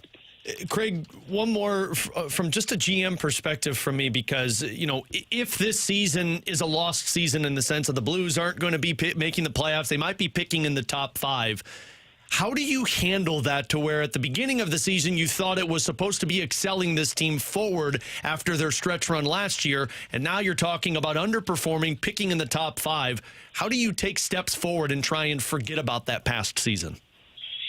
Well, what I would suggest is, and Doug and Doug and myself both have experience in this specific area. We were in Dallas, and we went down there from Minnesota in '93, and we had a good year in '93, '94. '94, '95 was a lockout year. It was not bad. Our '95, '96 season, which we thought we could take some steps, was poor. It was terrible. It really was. And we finished as the 5th worst team in the National Hockey League. But it was also through that process that we really examined hard what we need to do better. And whether it be in different areas of our operations, whether it be in different areas of our player personnel, we really worked hard at doing that. And we were not happy about having a season like that, but we also used it as a catapult to make sure that we didn't find ourselves in that spot again. Doug has that experience. He was there. And I think that it would be a similar type of scenario about saying, okay, we had some things go really wrong for us. What do we got to do to make sure this doesn't happen again? And I think that would be the approach that I would be taking. That would be the approach that I would be communicating. Craig, we'll get you out of here on this, and I know it's very early on to be having this kind of conversation, but again, while we've got you, is this a year where you would be excited to get the number 1 overall selection? Like, is there a player out even there a top for 5 you pick that gets you super excited this year? Oh, yeah, for sure. Oh, absolutely there is. I think Gavin McKenna is an outstanding talent. I think he's got abilities that can make him a difference maker for an NHL team. And then for me, and I think there's 4 defensemen that come right into that next group when we talk about top 5. 4 defensemen, they're all different, but they're all really, really good players. And, you know, ironically, 3 of them are right shot defenders and one's a left shot defender. And when I start to look at that type of quality, that type of player on your blue line, top pair defenseman, an elite offensive player in Gavin McKenna, yeah, I think there's always a reason to be excited about this year's 2026 draft or next year's 2026 draft. Craig, always great to catch up, man. You keep it honest, and we appreciate that here on BK and Ferrario. Nothing but the best to you. Happy American Thanksgiving coming up on Thursday, and we'll talk with you again soon. Yeah, it should be fun. I always love Thanksgiving. I wish in Canada they had that, but I got lots of family and friends in the U.S., and I'm going to be down in the United States for Thanksgiving, so it'll be good. Enjoy it. Have yourself a great meal. We'll talk with you again soon, Craig. Yeah, thanks, you guys. Take care, Craig. That's Craig Button joining us here on BK and Ferrario. Always appreciate his time. Former NHL general manager, now an analyst for TSN. I wanted to ask him that at the end, Alex, because there's been some critiques of Gavin McKenna with his early start to the season. It sounds like Craig is still very high on what he can be for somebody. Out of curiosity, and we can talk about a million different things that we just got into with Craig Button, we will do so, but would it get you excited if you added a defenseman to this core? No, not a I mean, well, I shouldn't say no because he's right. Like the top two guys that are projected to be in the top five, the main one that I think people have heard by now is Keaton Verhoff, who plays for Michigan State. He's a right shot defenseman. And where are the Blues probably weakest? It would be the right side because, yes, you have Mayu, but Falk you're probably not going to be seeing here. You got holes everywhere.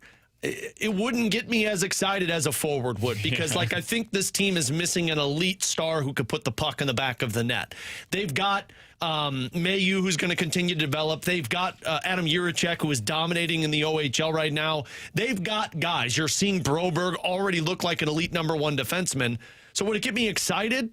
No, not as much as a forward would, but if you're telling me that this is a projected top pair defenseman that's going to be here for the long term, yeah. I mean, we've seen guys change the development or the outlook of a team by just one draft. I think there's a couple of forwards I would be more excited about than defensemen right now. What else was your biggest takeaway from our conversation with Craig Button? I mean, I don't agree with him on the goaltending being the biggest problem, but I understand where he's coming from. My biggest takeaway was what he talked about with his time with Doug Armstrong in terms of if it's a lost season, what do you do? Because, look, regardless of if we're optimistic or pessimistic right now about this Blues team, if they don't make the playoffs, it's a lost season because you were supposed to be pushing yourself forward. And if you miss the playoffs or if you're picking top five, that's a bad season. And then how do you evaluate it? He told you that you've got a lot of guys that are underperforming in your core. Kyrou, Thomas, the main two that he talked about there. What changes do you make? Because his time in Dallas, you heard him mention, they made some significant changes when they felt like they weren't moving, and it got them to the Stanley Cup where they eventually won. So do the Blues, if this is a lost season, look at this core and finally say enough's enough. You're underperforming. We need to make drastic changes. T-Bone, what was your biggest takeaway from our conversation we just had with the former NHL GM? Well, mine would be the value of Shen on the trade market. I mean, what he said there is something that I don't think would excite Blues fans if you move on from your captain and a fan favorite. I mean, he basically said you're probably going to get like a second-round pick and a prospect.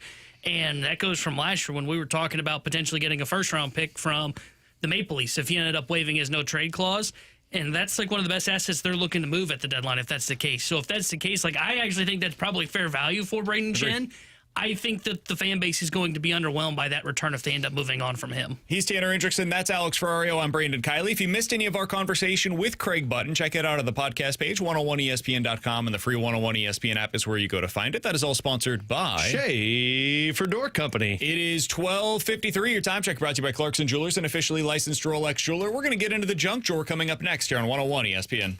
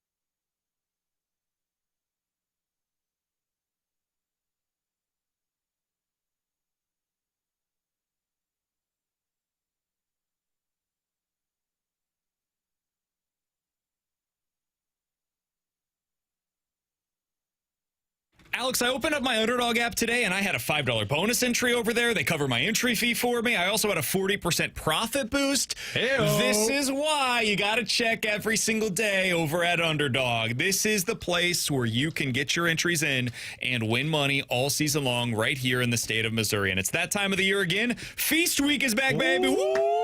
Buddy, November 26th through the 30th. Check the app daily for some more of those special promos that they have. Take advantage of all of this right now over at Underdog. It's super easy to use. You choose whether your favorite players are going higher or lower on certain stats. You get your entries right, and you could win up to 5,000 times your cash. Download the Underdog app today. Sign up with promo code BKO to score $100 in bonus entries when you play your first $5. Again, that's promo code BKO. Underdog, make plays, win money. Must be 18 plus and present in Missouri. Terms apply. See assets.underdogfantasy.com/web/play and get terms _DFS_.html for details. Concerned with your play, call 1-800-GAMBLER or visit www.ncpgambling.org.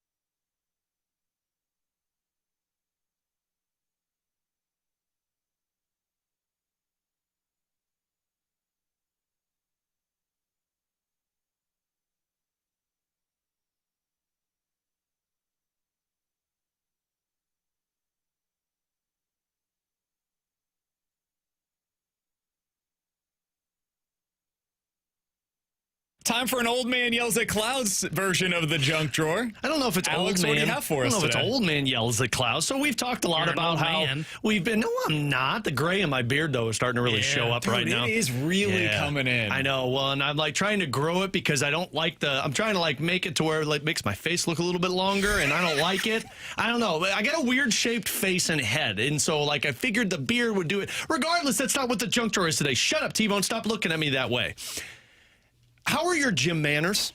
Your fitness center manners? What do you mean? So, how do you act when you're at the gym in certain areas with using machines, in terms of cleanliness, in terms of shower use, locker room use? How are you manners-wise? Do you respect the people around you? Pretty good. I don't know. You've been in the gym working out with him before.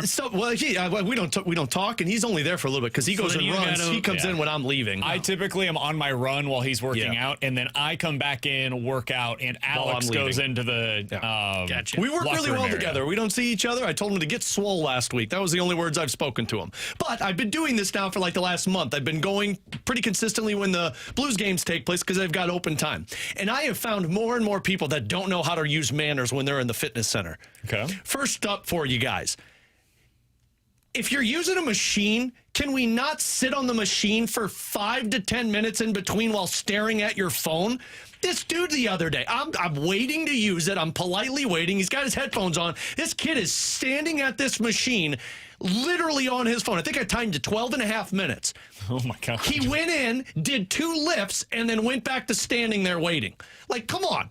Do the machine, walk away. Don't stand on your phone the whole time. 60 seconds is how much time you have in between lifts. I can give you up to 2 minutes. Sure. I think you take a couple of minutes. Yeah. That's fine. And what pisses me off, too, is he, like, leans on it like this, and he's on his phone like this, and then you, like, walk around like he's going to lift, and Man, regardless. You know how I know you're an old man that is actually screaming at clouds? Because you called him this kid. Well, I mean, he was he's like 19 or 20 years old. He had to have been. Anyway, the next one up for you. Yeah. Wipe down your damn machines. How many, like, you do this? This individual was on the one of the seats where you're, like, lifting dumbbells. He got up. It looked like they poured a bottle of water all over it. That's disgusting. Didn't wipe it down at all. Yeah. Didn't wipe it down. Next one up for you, because I got a list of these. I've been watching. I'm like a hawk. Somebody on the text Sounds like line you're said, not I working guarantee out. BK is overly polite at the gym. Probably. That's why I keep my headphones on and just don't talk while you're there. Anyway, dude, they have like a area where, you know, after you exercise, if you're going to go and like stretch, cool down, they got a room for that. Like, it's got mirrors everywhere. It's got stretch bands. It's like a yoga type of room. Yeah, that's where you go to stretch afterwards, right? Nope, not this guy. Literally got done using the elliptical, walked into the middle of the gym where all of like the machines are. He plopped his bag down and just sat down on the ground and started stretching. What are you doing? That one doesn't bother me at That all. bothers the hell out of me because you're literally, I have to walk around you. To do what? To go to the machine that you're in front of. Okay, I mean, just say, excuse me. No, I don't want to do that. That Go one, use the room. I think you maybe are going one step too far. The other ones, I think, are more than reasonable. I'm not. This one I'm not sure about. This one just pissed me off, and maybe it was a me thing. Last one for you. That last one, I can't go there with you. I don't like locker rooms. Don't like them at all, especially at gyms. We all know, like older men walking around, just everything out. I will take my boxers into the shower with me so that I'll put my boxers on under my towel, and when I walk out, and then I'll go put my clothes on and dry off. I don't care. This dude walked out, didn't even have a towel. You're in a locker room, man. You have to know that's part of the risk. Nobody else wants to see that. Did you not spend time in like a high school locker room? No, I avoided it at all costs. Okay, well, that's what I literally left my high school to go home to go to the bathroom. Toward your locker. I'm getting ready. I'm getting all my stuff going. Put a towel around it. Put a towel around it. Yeah, I agree. You don't have to walk out free falling out of the shower. Nobody wants to see that. I wear my towel, or I wrap it around me, and then go back to my locker. This guy didn't and even then take a towel with him. Ready. I think that's crazy. Came out and he drew it off, and then he I sat also down. understand if I'm going into a locker room that has showers tied to it. Yeah, but the showers are on one side, and there's not really like T-Bone, to explain this to you. There's like a little bit of a changing area in the shower room. Big enough. It's not big enough to actually change. Big enough to put your boxers on before you walk out, or at least bring a towel to dry off and wrap it around your waist. I do think that you should put a towel on. I mean, this individual was proud. If I go into the locker room, maybe you should be. If I go into the locker room, you shouldn't know. I go into the locker room, and I just the amount understand the situation. Like, there may be naked men walking around. Yeah, but the amount of I don't understand. Units that should, like, I don't want to see it. Like, you should try and limit it. But you should try and limit it. Go home. But I got a shower. I limit it so nobody has to see mine. But why do we have to just walk in and let it fly? I mean, because you're in a locker room, and then he sat down nude on the bench, and I'm like, you're not going to wipe that down. So now I got your naked butt all over this bench that I'm going to probably sit down on. Then don't.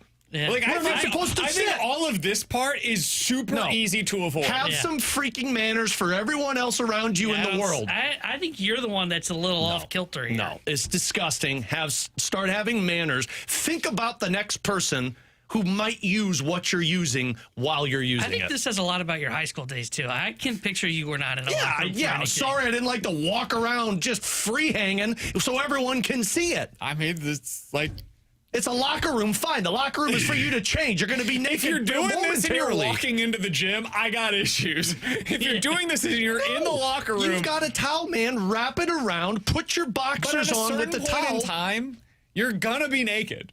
Like, No, whether you you, don't have have to, the though. towel around you until you get back to the But you don't lockers, have or to, though. Like, I never have to see that area if you do it you're right. correctly. You never have to look.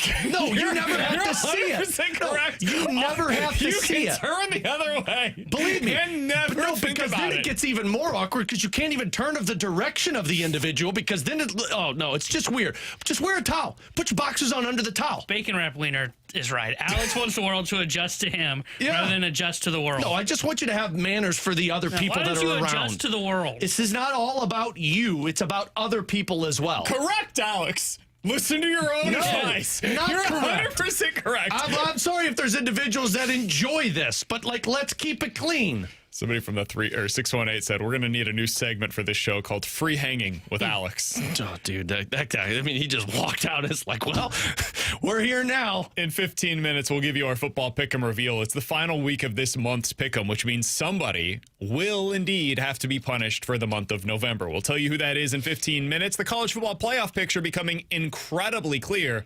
Who's going to get in? We'll talk about it next year on 101 ESPN.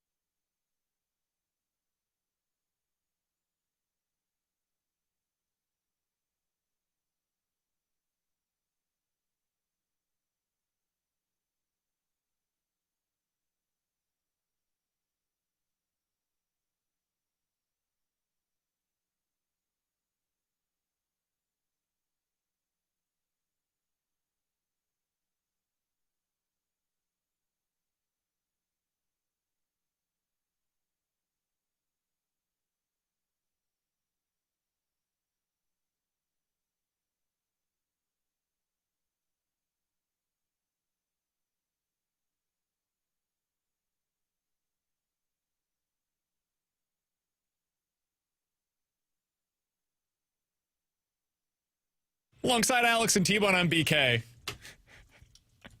I can't wait. One of these days, we're going to end up in the locker room at the same time. And Alex, No, we're not. I promise you we will not. I'll just go look home the other sweaty. way, man. Just look the other way. I'll That's go home hot. sweaty. No, just as easy it is for me to look the other way, it's easy for you to put boxers on under your towels. It's actually not. It is easier for you to look the other way than it is for me to try to go underneath my towel. not even looking the other way. I just don't want it I don't want it in the space. The other, the one day that we see in postgame where Alex has got like sweat rolling down his it's mouth. gonna be amazing. Everybody's You'll know going to know why. You'll know why.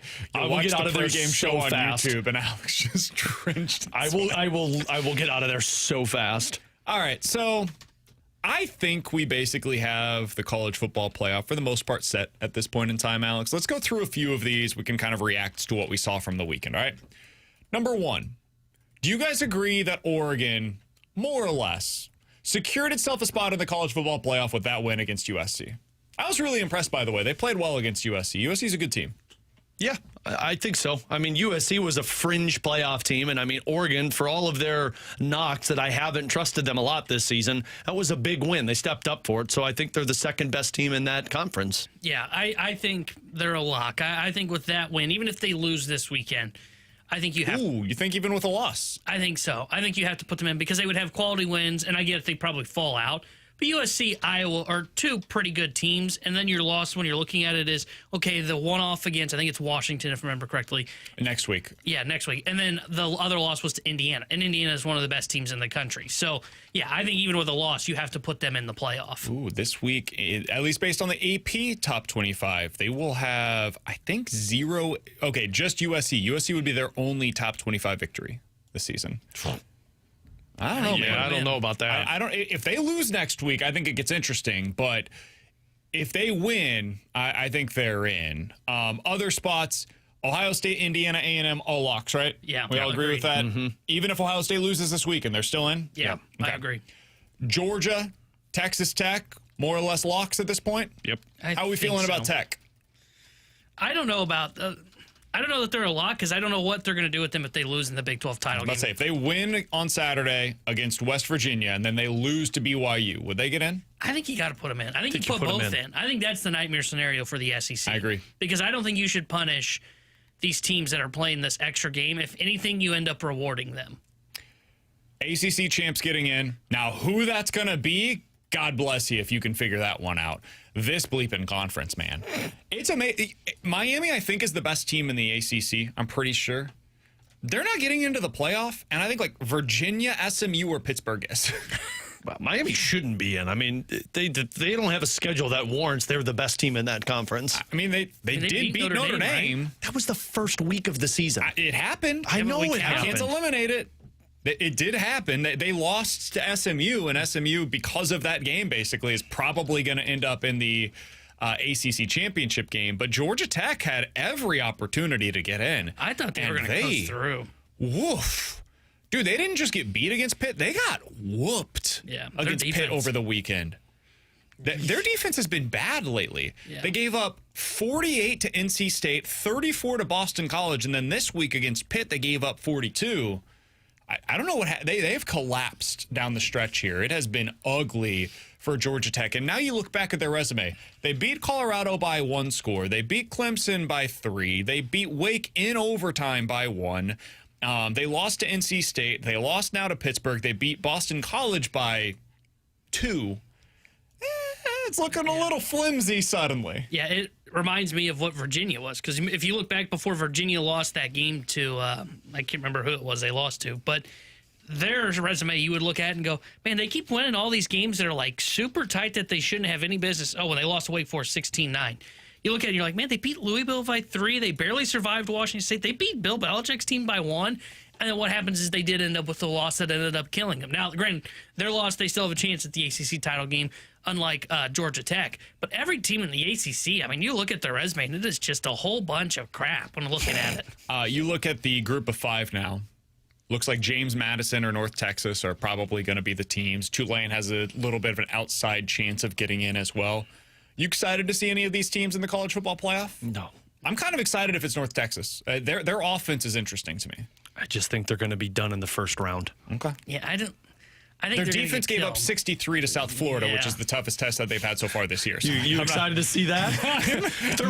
Their offense could Indiana might put up 100 on them. Yeah, you're excited for watching them just get destroyed. Yeah, I don't think this is like last year where Boise State, like I felt like Boise State, I didn't think they'd win at all, but I felt like they could win a playoff game. Agreed. And they kind of hung around with, I think it was Penn State, if I remember correctly. Like they were kind of in it. You never felt like they were going to win it. They but also had a potential top pick in the draft, yeah, too, like they which, had like, in a Genty. player, yeah. None of these teams, like this year, I just think this is the year where the group of five is just going to get killed no matter who they send. So the games this weekend that have the biggest influence on the playoff include technically the Egg Bowl, Ole Miss versus Mississippi State. Who's excited? It's only a 6.5 point line. That's actually really surprising to me. It's only a 6.5 point line. Lane's Okay. too busy flying around the country. I guess. I mean, Ole Miss is so much better than Mississippi They're not even State. doing their prep work. If we do picks this week, I think that's probably going to be one of mine.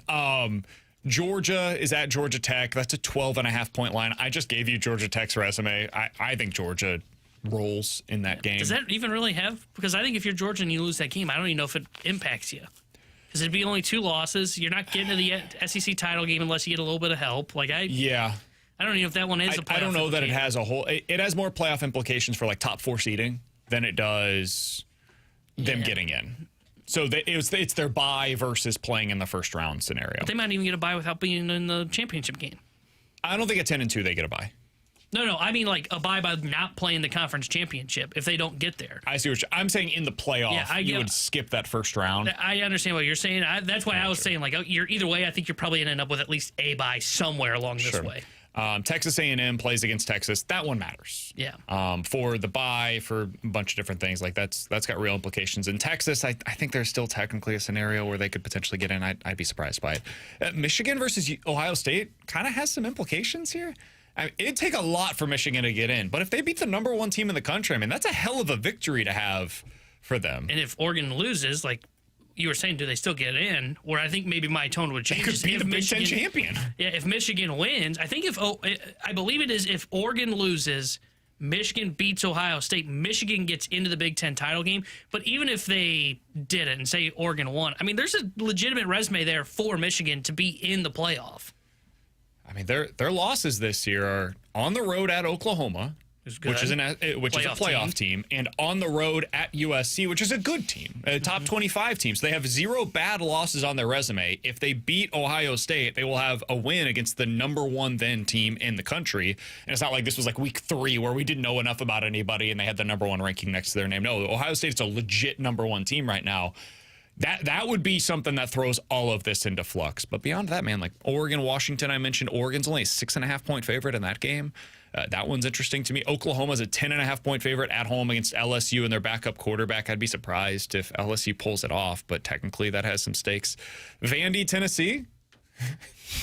Vandy's staying alive, man. I'm They're so still done in with it. that. Vandy needs so much help. Vandy's like an underdog this week, by the way, on the road. Vandy's like 2.5 points. Vandy's like that cockroach you stepped on and like it's still squirming. You're like, I thought I killed this thing already. And then Bama at Auburn. What do you think the line is on that? Have you seen it? I have not. I would think it's got to be Bama like 13.5. Oh, I was thinking lower than that, like 8.5. That Auburn defense, didn't they get picked apart? They struggled against Mercer in the first quarter. And yeah, I think it's 13.5 in favor of Alabama. 6.5. All these rivalry games are like one score, one way or the other. Yeah, so. I mean, regardless there's of the how possibility for chaos this weekend. Yeah, regardless of how Auburn's playing, it's a rivalry game that has history behind it, and those typically turn out better than you thought originally. And their defense is outstanding, and it's at Auburn. Yeah. So could make it pretty interesting this weekend. There's a lot of good college football. Mizzou, for those curious. We're not talking about that.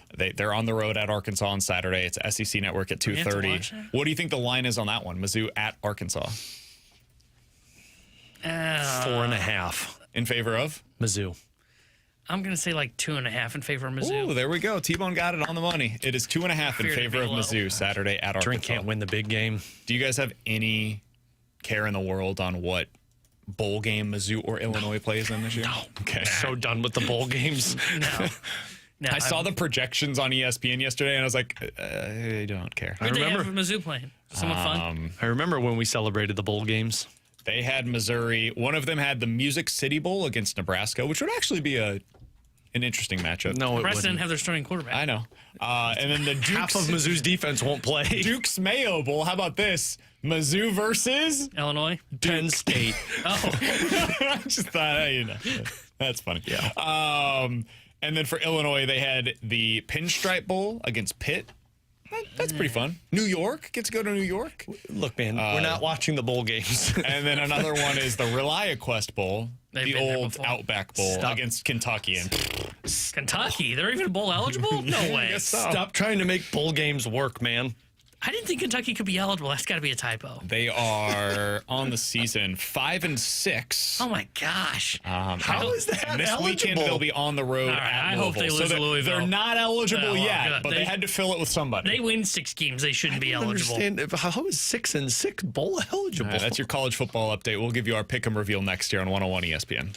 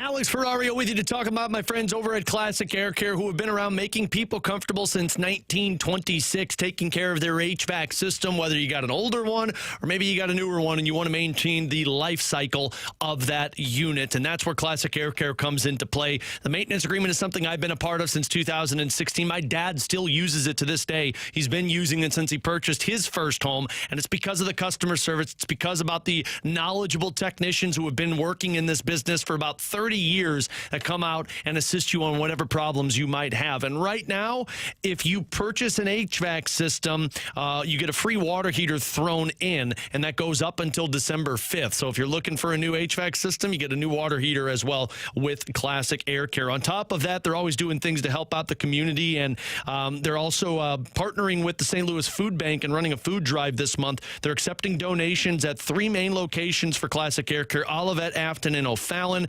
Technicians are also accepting donations, and they got a virtual one that you could check out at www.justgiving.com /page/Classic Air Care. They're doing a matching donation of $10,000 or 10,000 meals for each dollar raised with that first with the food bank, St. Louis Food Bank. So check it out. Call them today. Schedule your maintenance agreement and use the company that has been making our home comfortable since 2016. It's been doing it since 1926 at Classic Air Care and ClassicAirCare.com.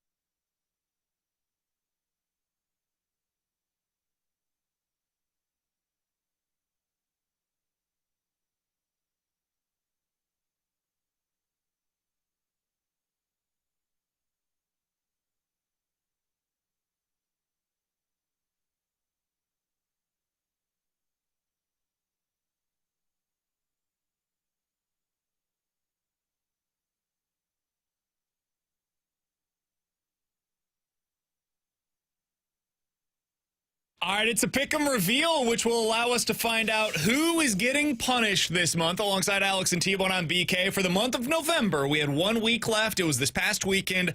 I came into the week with 12 points. I was pretty well situated. You both came in with 9 points going into the week. So this is a big one. This is a big week ahead. Let's start out with my picks for the week. And we begin with my 1-point play in the NFL. My 1-point play for this week. I'm going with my guy, Shedeur Sanders. Oh. I'm backing him on the road at the Las Vegas Raiders. As a 4-point underdog? Does anybody think the Raiders are scoring against that Browns defense? That's why. I think the Browns defense might outscore the Raiders offense. Give me the Browns plus 4 points. They go to Simpson out of the backfield. He's got 2 tight ends blocking on the outside. He's got room. He bursts inside Raiders territory. 1 man to beat. He won't be caught. Touchdown, Simpson. 66 yards. Easy work there. I feel like an idiot not making that one of my plays. I was in the line of the same thinking as you the whole time. I guess it was just I didn't trust Shedeur. I'm an idiot not picking that one. It was a bet against the Raiders, not a bet for Shedeur. Yeah. Like, honestly, he looked fine. The Raiders fired everybody after that game. He's apparently going to be their starter this upcoming week as well, despite the fact that Gabriel is now healthy. He should be. He did more than Gabriel did, but that's the lowest possible particle here. Yeah. Gabriel was so bad for them. So, I just thought they were the better team. I thought the line was flat out wrong on this one. Yep. I don't think we give him credit for it. He did say he thought the defense would outscore the Raiders. That didn't happen. I think we take it away. That is technically true. All right, my 2-point play was a frustrating one. I like the Eagles. Minus the 3 points against the Dallas Cowboys. I just think the Eagles are a significantly better team than Dallas. They're on the road. It's a defense. That's not ideal, but I think their defense has figured things out. They're playing their best football that they have since the Super Bowl of last season. Have they? And I know the offense can be frustrating as you're watching them, but more often than not, they win by 7 to 10 points. Cowboys were 21 down, trying to pull off the comeback. Aubrey from 42 in the win. Aubrey up, and he's got it! The Cowboys win! Every week we're good for one BKO. Yeah. This time it was only the 2-point play. I mean, they really imploded in that second half. Didn't you text us and say, like, hey, I think I got this? I didn't even have to worry about it. It was 21 to nothing. I went for a walk. It's like, man, all these afternoon games suck. It's 21-0. All they had to do was win by 3. At halftime, he was like, I got all 6 points. I thought I did. I did not. They did not cover. It was a 3-point line, and the Eagles lost outright. So my 3-point play was the final one of the week. Once again, going with my head, not my heart. Oklahoma's a better football team. Sounds like Matt Zollers is probably going to start against Oklahoma on Saturday. OU is only a 7.5-point favorite against Mizzou. If Zollers is indeed the starter, Alex, I don't know how Mizzou moves the ball against Oklahoma. 3rd down and 7. John Mateer throws, caught! There goes the speedy Satania. One of the fastest players in the country. Touchdown! 87 yards. That play was so infuriating. And that was it. That's all they needed. Yeah. The 87-yard touchdown, game over. Yeah. Mizzou was not scoring a touchdown on the day. They outscored Mizzou with 1 play. Your defense is elite in that game, and then they give up an 87-yard touchdown. It's like, oh, God. So I finished with 4 points, which means neither of you can catch me this month. So I am safe and secure from any kind of a punishment. I had 16 points this month, a decent month overall for your boy. I have 37 overall so far for the season. Alex, the way we're going to do this, we're going to popcorn back and forth between your picks. I hated popcorn reading. And T-Bone's picks. Let's start out with your 1-point play, Alex. My 1-point play, I'm taking the Jaguars -3 against the Cardinals because Arizona just is not a good team anymore. Regardless if it's Brissett, Kyler Murray, team's broken in my opinion. Brissett from the gun. Brissett going to put some air under it. Deep down the field, incomplete. Well, I got the they push. did win. You did not cover, unfortunately. Got the push. If only that counted in this game. In my parlays, then it just moves on and further on. All right. Go So get that's more a money. loss for Alex on his 1-point play. Let's see if T-Bone was able to nail his 1-point play this week. My 1-point play, and maybe it's the basketball team that's got me on the hopium, but I am going back to the boys, the Fighting Illini. They take on Wisconsin on the road this week. I get it. Wisconsin has been playing better football. I don't think they can stop this Illinois passing attack. I think Illinois will do a good enough job stopping the run. I like Illinois minus 7.5 on the road against the Wisconsin Badgers. Handoff goes to Gary on Dupree. He's got a hole. Dupree, a step back. Dupree, Green in front, getting some blocks downfield. Gary on Dupree. Will score. Touchdown, Wisconsin.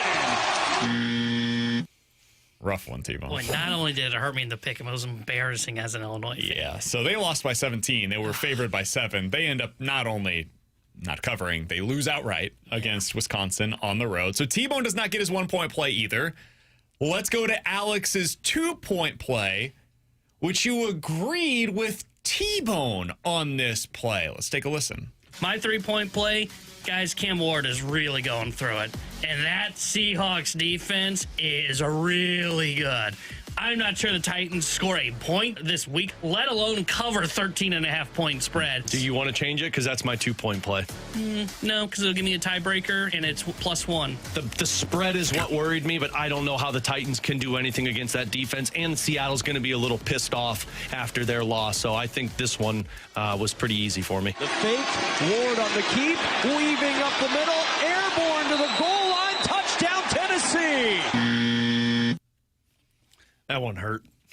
They won. They dominated. It doesn't matter if you won. That's the scenario of good teams win, great teams cover, and you are not a great team, Seattle. They were up 30-10 late in the third quarter, and they called off the dogs. They said, all right, that's enough for us. And ultimately, it got a little dicey there for a second, but they were fine. They won the game. That's all they needed to do. They just didn't cover this. Guess you knew nobody in Seattle was betting on that one. They pulled their best players off the field. All right, so you guys both missed. Frustrating. Alex missed his 2-point. T-Bone missed his 3-point. You came into the week tied. So here we are. Here we are. Remember, I have the advantage on him, too, with that tiebreaker. Let's hear T-Bone's 2-point play. I'm going to the Great American Conference. North Texas. Feel like they always beat the teams that are bad in the American Conference. So I looked this up today. In conference play, when they are favored by 10 or more points, they have covered the spread all 3 times. They're 3-0. This week, they go to Rice. No idea where that campus is at. Houston. Well, thank you. I think North Texas will cover this 18.5-point spread on the road. They are still fighting for a chance to get into the American Conference Championship game. Still have an outside shot at the college football playoff. I think they go into Houston and take care of business at Rice. On 2nd and 8, feeling pressure, heaves it wide open. The bomb hits Wyatt Young. Gets away. 74-yard touchdown. Mean Green ain't backing down. I can't tell you how much I was rooting for Rice in that football game. It was close early. I know. Early on, I was like, whoa, what's going on I never here? thought my Saturday evening would be pointed towards watching Rice in North Texas. Rice goes up 14-0 in the first quarter on their first 2 drives. I was like, oh my God, we're going to get one of the biggest upsets of the year, and it's because T-Bone screwed it up. Guess they called the dogs off then too, didn't they? Yeah, No, well, turns out they stuck. North Texas won 56-24. It was not close, but I was at the Misha Boys State Soccer Championship on that night, and I looked at my producer and I said, I'm going to get punished at work. He goes, I don't know what that means. I said, oh, it just sucks. He's like, I don't know where you work, and it's weird that you're telling me you're getting all right, punished. so T-Bone gets his 2-point play. We have 1 pick left. If Alex hit his 3-point play, T-Bone's getting punished. If Alex missed his 3-point play, Alex is getting punished for the month of November. You're never going to believe this. Alex took a game in the NFL. Let's take a listen. All right, my 3-point play, I am going with the Bears minus 2.5. I just don't think the Steelers' defense is going to be able to keep this thing close. And Bears at home against the Steelers, they're playing as the better team, minus 2.5. Handoff. Monungai. He's a hammer. Touchdown, Bears.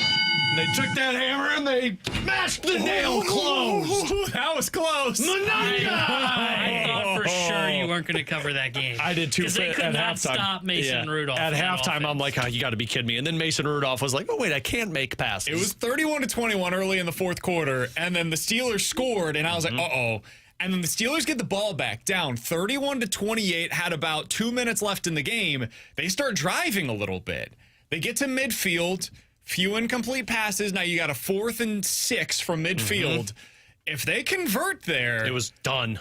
I mean, they probably at a minimum kick a field goal to potentially take that thing to overtime. The good news, it was -2.5. So in overtime, I just needed the Bears to and win. That's why, like, we talk about the hook and stuff, how much it matters. Yeah. Your 3-point play, you didn't cover because they won by 3, but it was a 3-point play. Manungai! This one, they won by 3. Oh! You get the 2.5-point cover. So T-Bone, hot damn, man. Not only did you lose this month, you are now 4 points behind me for the full season rankings. Uh-oh. We only have 1 month left. For those curious, what is the punishment this month?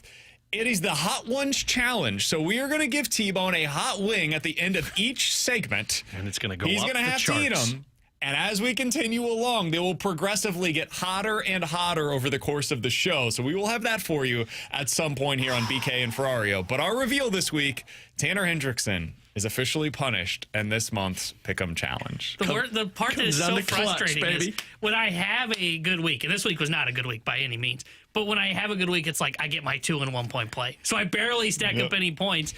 This is my first time being punished. BK's been punished twice, and yet this guy is 4 points up on me for the overall season. Yep. I got 3 tiebreakers this month. 3 of my 4 3-point plays hit. And same thing for Alex. Yep. Alex hit 3 of his 3-point plays. I hit 1. And other than that, I think he had 2 other plays. Yeah, I was going to say the last 2 weeks I missed my 2 and my 1 point play. 5 correct picks the entire month out of his 12. Yeah. This is an awful month for me, and I still came out on top. All right, coming up in about 15 minutes, we'll get into the rewind. But next, we'll give you our latest thoughts on the Blues as they have earned a point in 7 of their last 9 games. You feeling better about this team right now? We'll talk about it next year on 101 ESPN.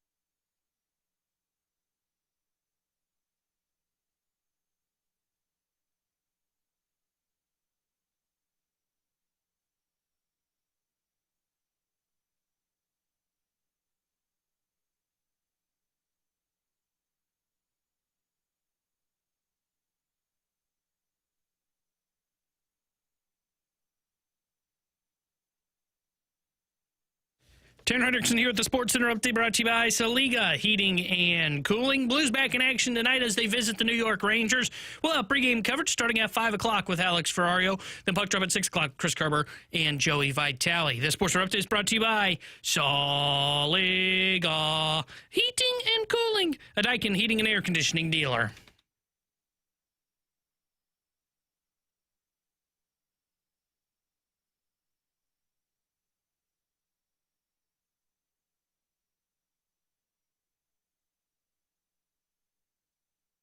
Alongside Alex and T-Bone on BK, it's BK and Ferrario here on 101 ESPN. Apparently there's controversy in the 101 Fast Lane Pick'em Challenge, so stay tuned for the Fast Lane. What did you do this time, man? That. I did nothing, other than get picks right. Oh, I guess no, others didn't do that, huh? Well, they can talk about that coming up on the Fast Lane. I'm doing my part, all right? How much do you credit us for the success you've had in this Pick'em Challenge? Because every week since you lost 2 of the 3, you've gone through it with us. Yeah, it's gone well. It's been a good way to do it for me. We're going to have to do that on Wednesday this week. Everything gets pushed up a couple of days because we are out on Thursday and Friday this week. You know what, T-Bone? Let's opt out of that. Let's opt out and make him do it himself. Real quick, something to pass along. Imai, the pitcher coming over from Japan, he was asked about what he would like to do, and pitch for the Cardinals. Asked about the Dodgers. He said, quote, "I want to take them down," end quote. So it sounds like he will not be joining the LA Dodgers. Cardinals are in the NL Central, and they've got success against that. So there's your selling point. All right. So, Alex, the Blues have earned a point in 7 of their last 9 games. That should make you feel a lot better. Now, they haven't done a lot of winning in this stretch, but even despite that, if you go by points percentage, they are 12th in the league in points percentage over their last stretch of games. How are you feeling about the Blues right now? Better, but not great. Look, the points strung together are good because it's keeping your head above water. Because without these points picked up in overtime or shootout losses, man, we'd be talking about you being right there with Nashville and Calgary as the worst team in the NHL. Now, the Blues have luckily distanced themselves a tiny bit. We're only talking 4 points, but the reason I can't act as if this is this is basically said that the Blues are fixed is because when was the last time you felt like they put together a full 60-minute effort to where it was like, damn, that was a good game? Oh, man. Other than the Islanders, because the Islanders one felt that way. I mean, look, they pulled the goalie. It looked bad at the end. The first 2 periods, the Islanders did nothing. Yeah, I would say that it was a good game from goal suppression. Yeah, I wouldn't say they had a great offensive game in that one. The Islanders had been playing some really good hockey too. Their goaltender was elite, so I mean, I can understand the goal suppression versus the offense.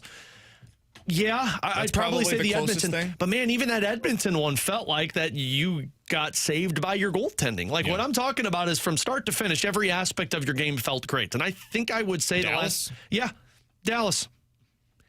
6 weeks ago? Yeah, and that's a problem. So, you're picking up points. Yes, your goaltending has gotten significantly better since that Dallas game, but there's still elements that I look at and I say, yeah, but things aren't working the way they should be working for a team to rattle off 7 or 8 wins. So, look, you can still wrap up Thanksgiving by being 500, which is a good thing because you kept yourself in the conversation.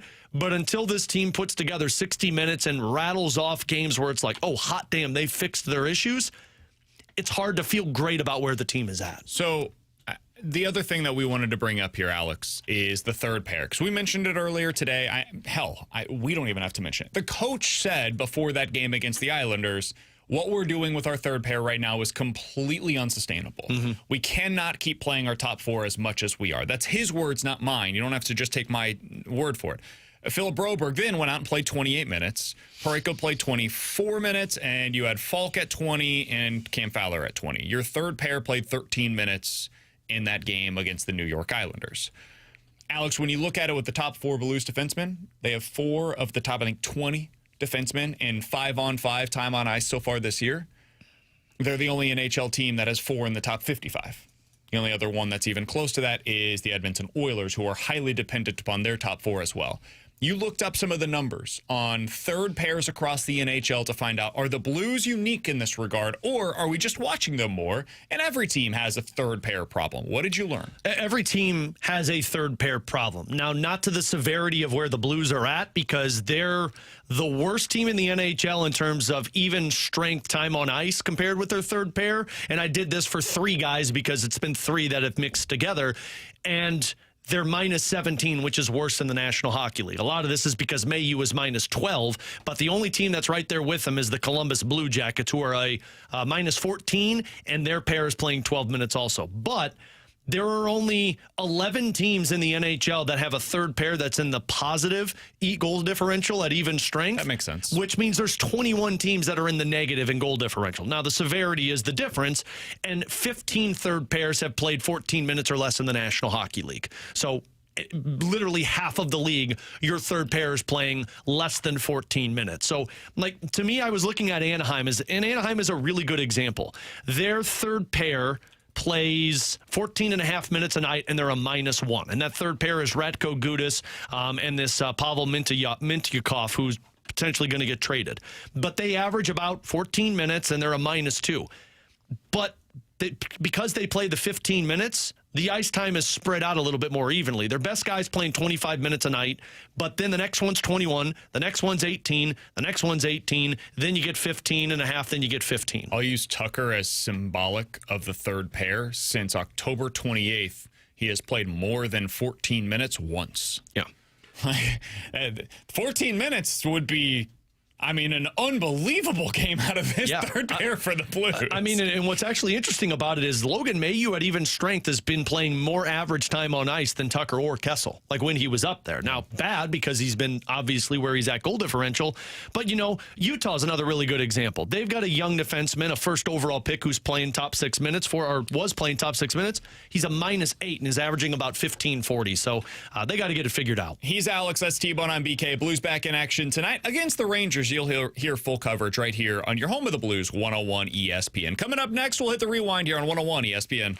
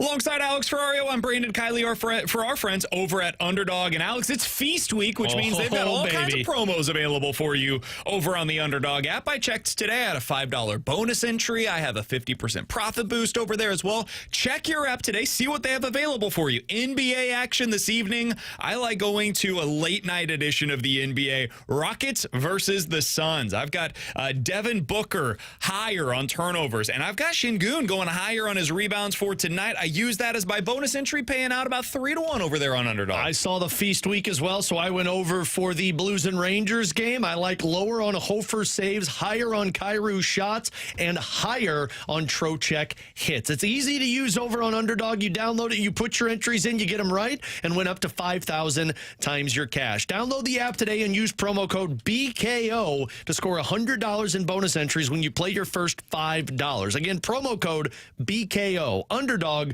Make plays, win money. Must be 18 plus and present in Missouri. Terms apply. See assets.underdogfantasy.com/web/play and get terms _DFS_.html for details. Concerned with your play, call 1-800-GAMBLER. Visit www.ncpgambling.org.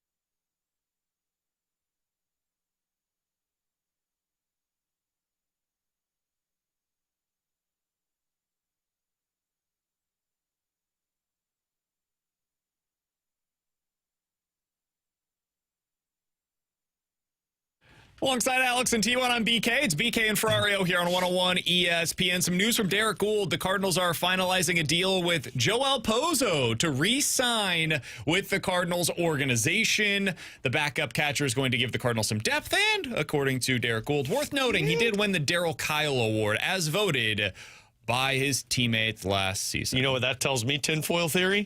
Pajes is going to get traded. Good. Bernal Crooks makes the team. Second catcher. Pozo's your third catcher that can go in, but also a bench bat. I'm glad he's back. Are you? Yeah, I mean, they probably gave him basically a minor league deal with the potential to earn $1 million with the team.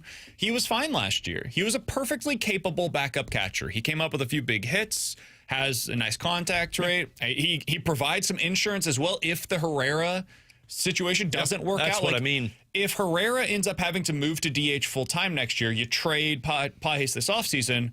Well, Pozo's probably your number one catcher at AAA to start out the season, and you have eventually Crooks with Pozo next year. Or you carry, which is fine. Or you carry three catchers at the major league level, and Pozo's just that bench back for you. But regardless, it is a good, especially his story of making it to the major league. So cool to see. And yeah, my tinfoil Pajes is going to be gone. Makes sense. I feel the same way. All right, Alex, Blues back in action this evening.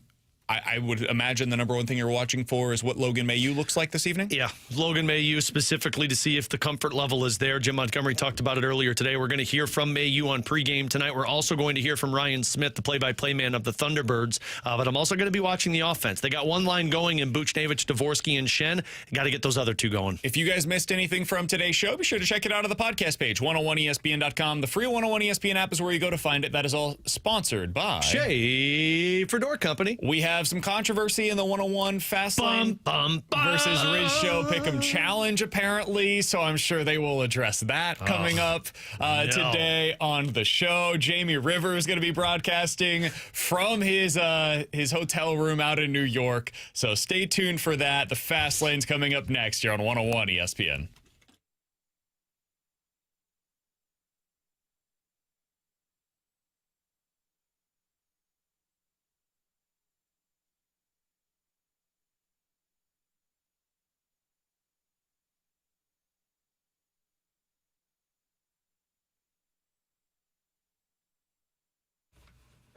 Tanner Hendrickson here with some big news. It is almost your turn to get in the game because DraftKings Sportsbook is coming to the Show Me State on December 1st. That's right, we are 1 week away before you'll be able to get fast payouts when you win, a safe and secure app that's easy to use, and promos that keep the action going all season long. No wonder it's America's top-rated sportsbook app. So the countdown is on. New customers can sign up right now and score $300 in bonus bets on launch day. So download that DraftKings Sportsbook app and use my code Tanner. That's code Tanner. As new Missouri customers, sign up today and score $300 in bonus bets once we're live 1 week from today on December 1st. That's code Tanner. The crown is yours. In partnership with DraftKings Sportsbook, gambling problem? Call 1-800-GAMBLER, 21 plus, physically present in Missouri. Eligibility and restrictions apply. Subject to regulatory licensing requirements. Bonus bets are non-withdrawable and expire 7 days after issuance. For additional terms and responsible gambling resources, see sportsbook.draftkings.com/promos.